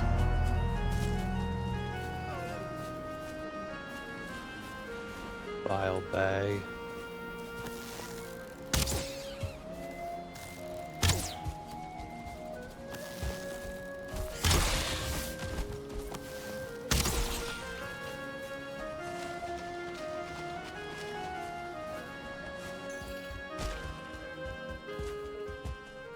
Making my way deeper and deeper, I use wisp torches, kind of like breadcrumbs, to help me find my way back.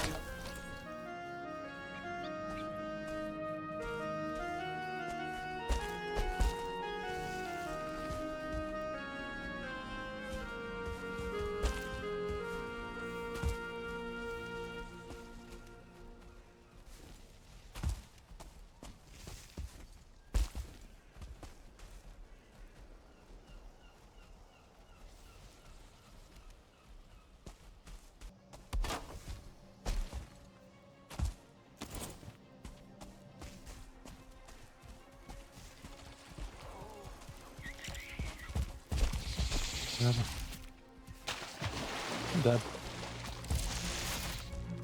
What did I do? Okay, we're good, we're good, we're good.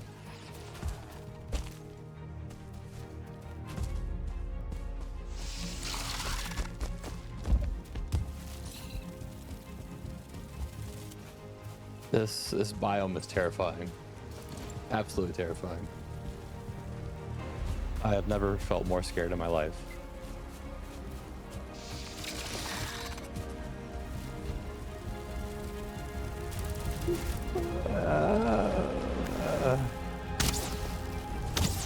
Bullying my freaking bridge again.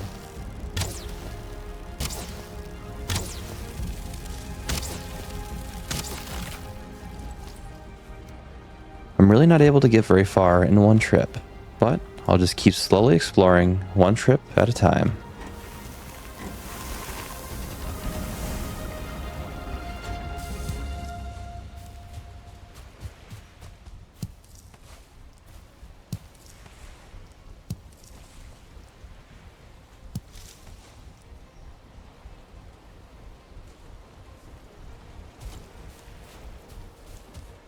Let's try and catch my own wisp.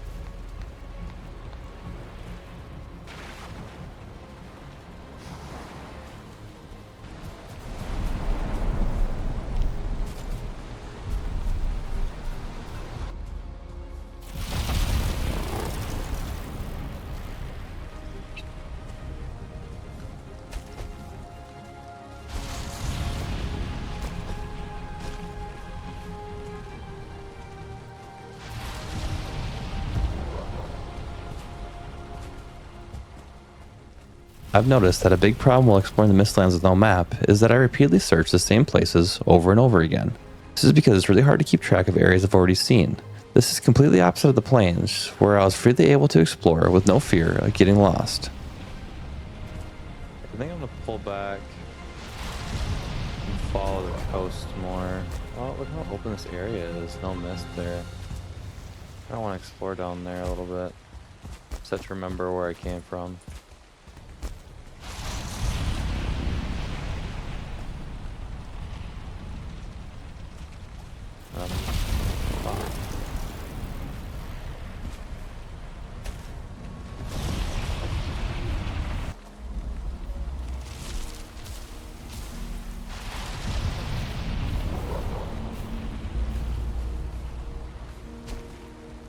we got him.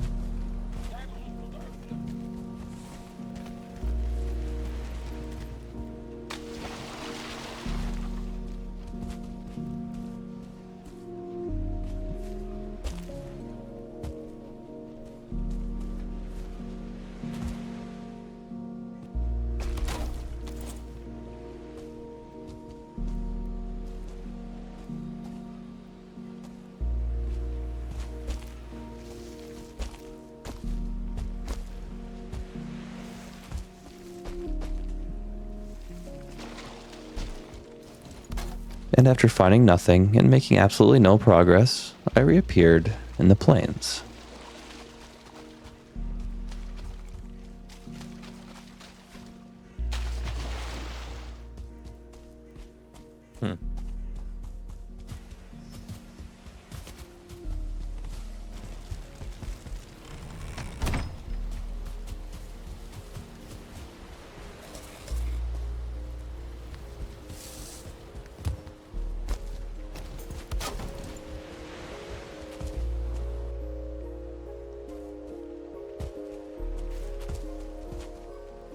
Oof. Man, scared me. Raw. I'm not gonna lie, this biome sucks, guys. I just don't really even know how to, like, approach this.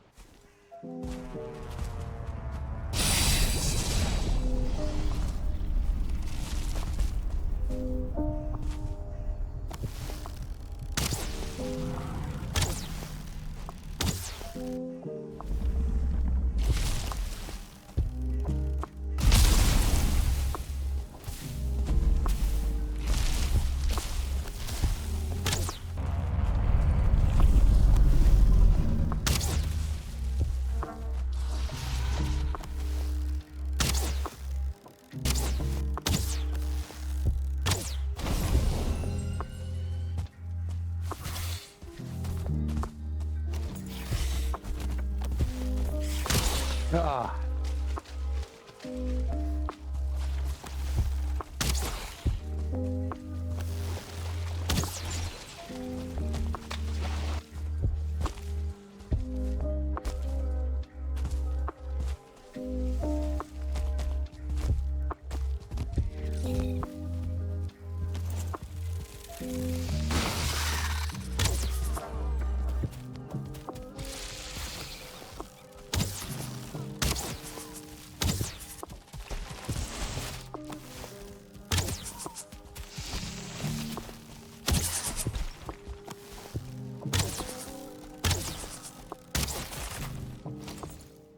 Another full day of exploring and finding nothing.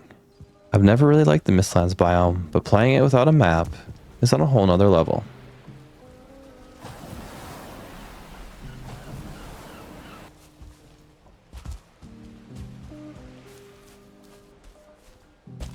That being said though, look how great the Mistland looks.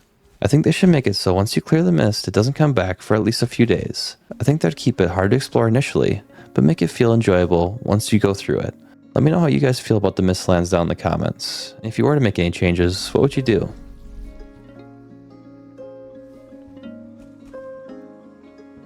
I think that's it right down there, finally.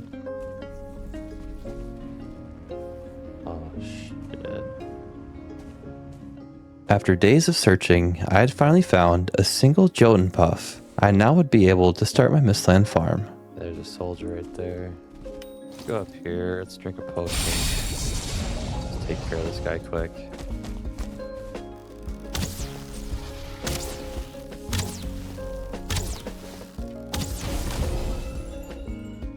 This is pretty clear here. I'll explore a little bit farther this way. Maybe find another dungeon or something. You need to find a lot of them.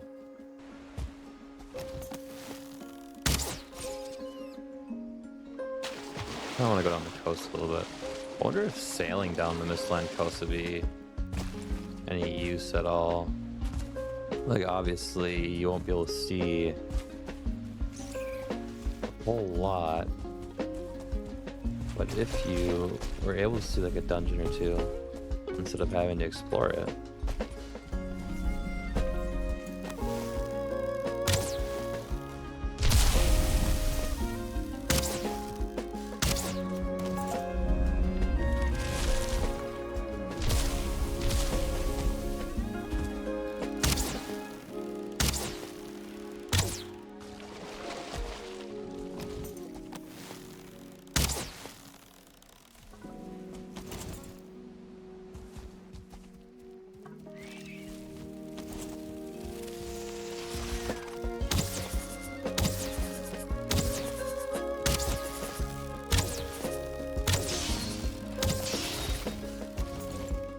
It's at this point I got a little lost.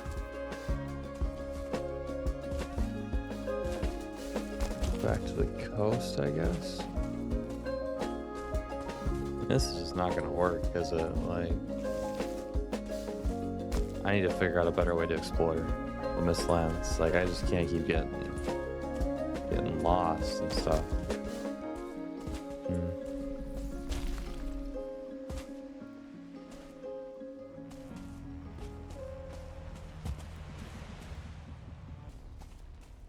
But I eventually managed to find my way back to the coast and follow it back.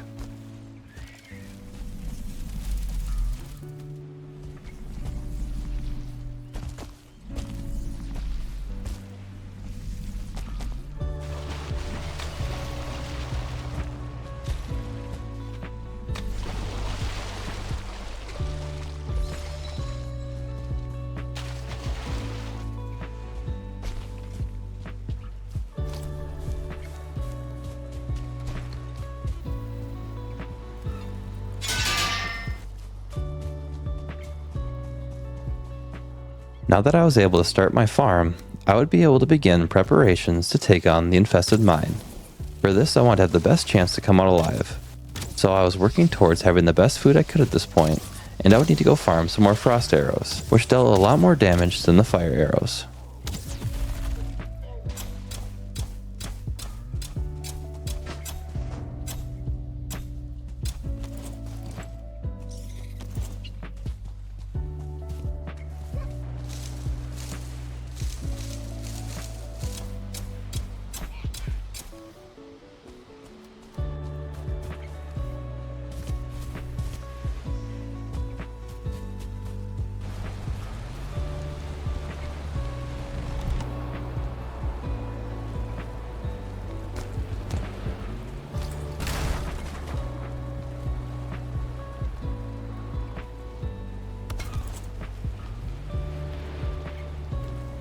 It kind of gets in the way. I like it though. 2 carrots, it's not bad.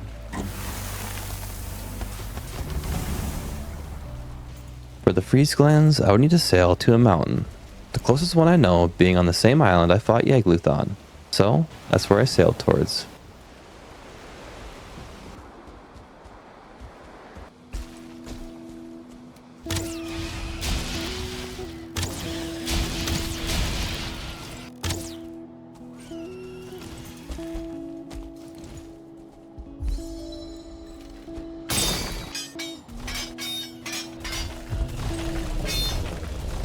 Why is he running away?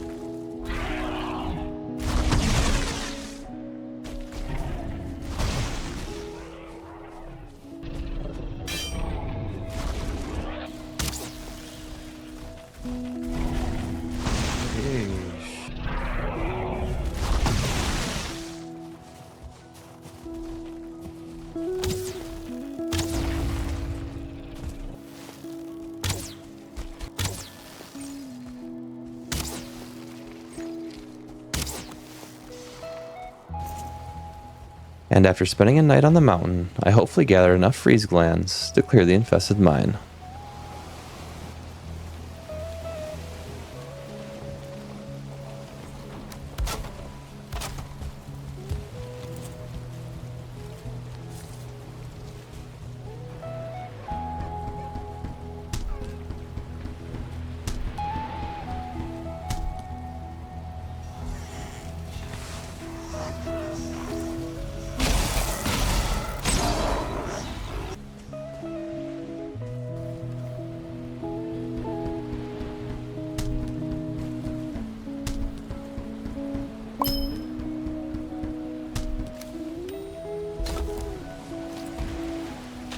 Whoa.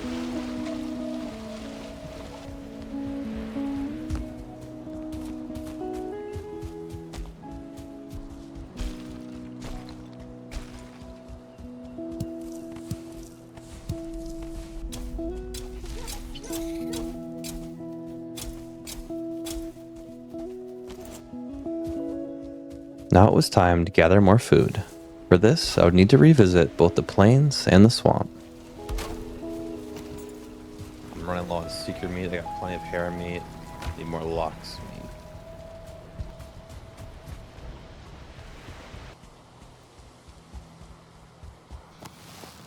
If you guys haven't noticed, I'm still running 2 health food and 1 stamina.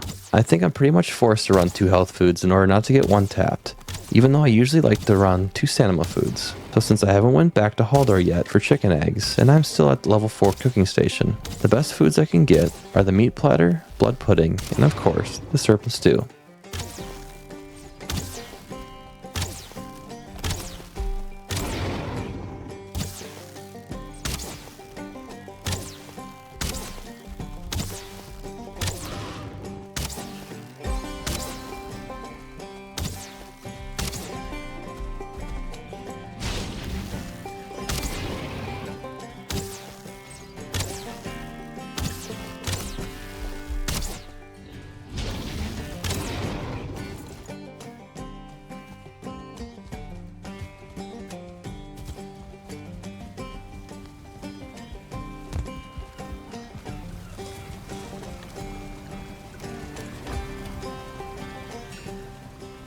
And after gathering the lox meat, I went back to check my farms.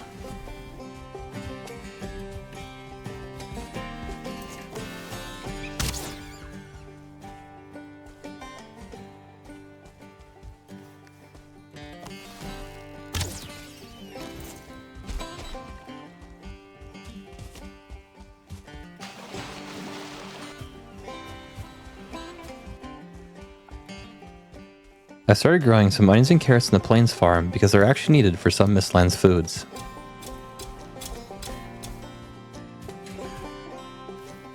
Bruh.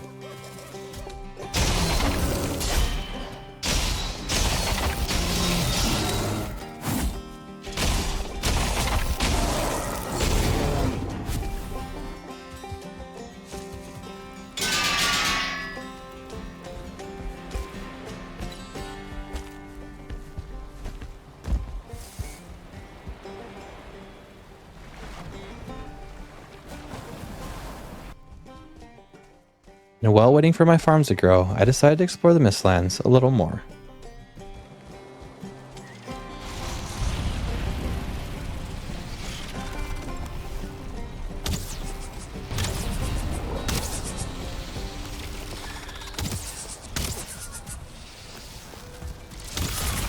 With my really high bow skill, I've noticed that Seekers are actually pretty easy to kill. And in terms of combat, I've been doing pretty good in the Mistlands. But I have yet to be hit by any Seekers or Seeker soldiers, so I'm not really sure how much damage they deal to me. And honestly, I'm hoping I'll never find out.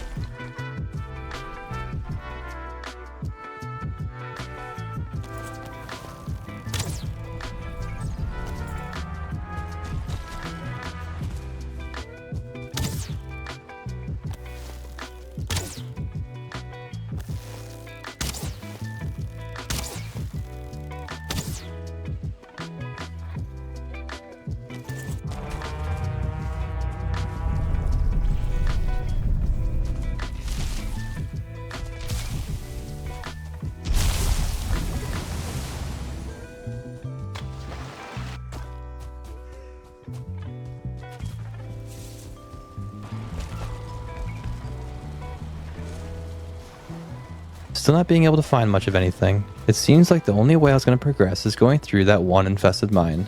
And I doubt I'll be able to find enough black cores in that one mine to progress in any meaningful way. It seems like I've kind of hit a wall. I can't really explore too far without getting lost. So maybe it would be best to sail around and hopefully find stuff close to shore.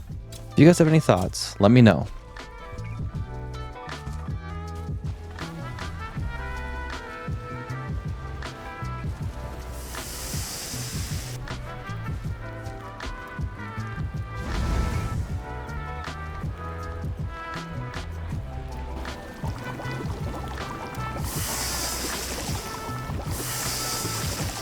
Now it was time to go collect some blood bags from the swamp, and I knew there was one close by because I ran into it when I first discovered this island, so I decided to go there by foot.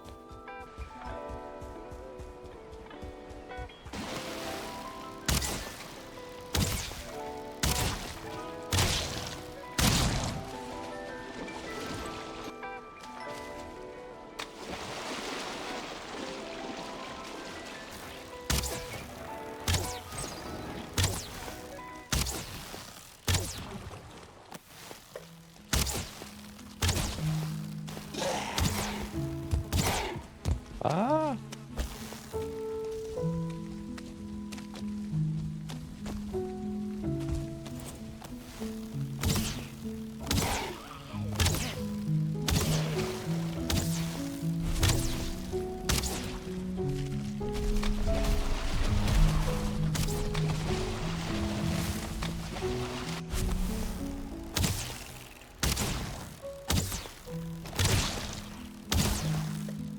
Collecting all I needed, I headed home to do final preparations for the dungeon.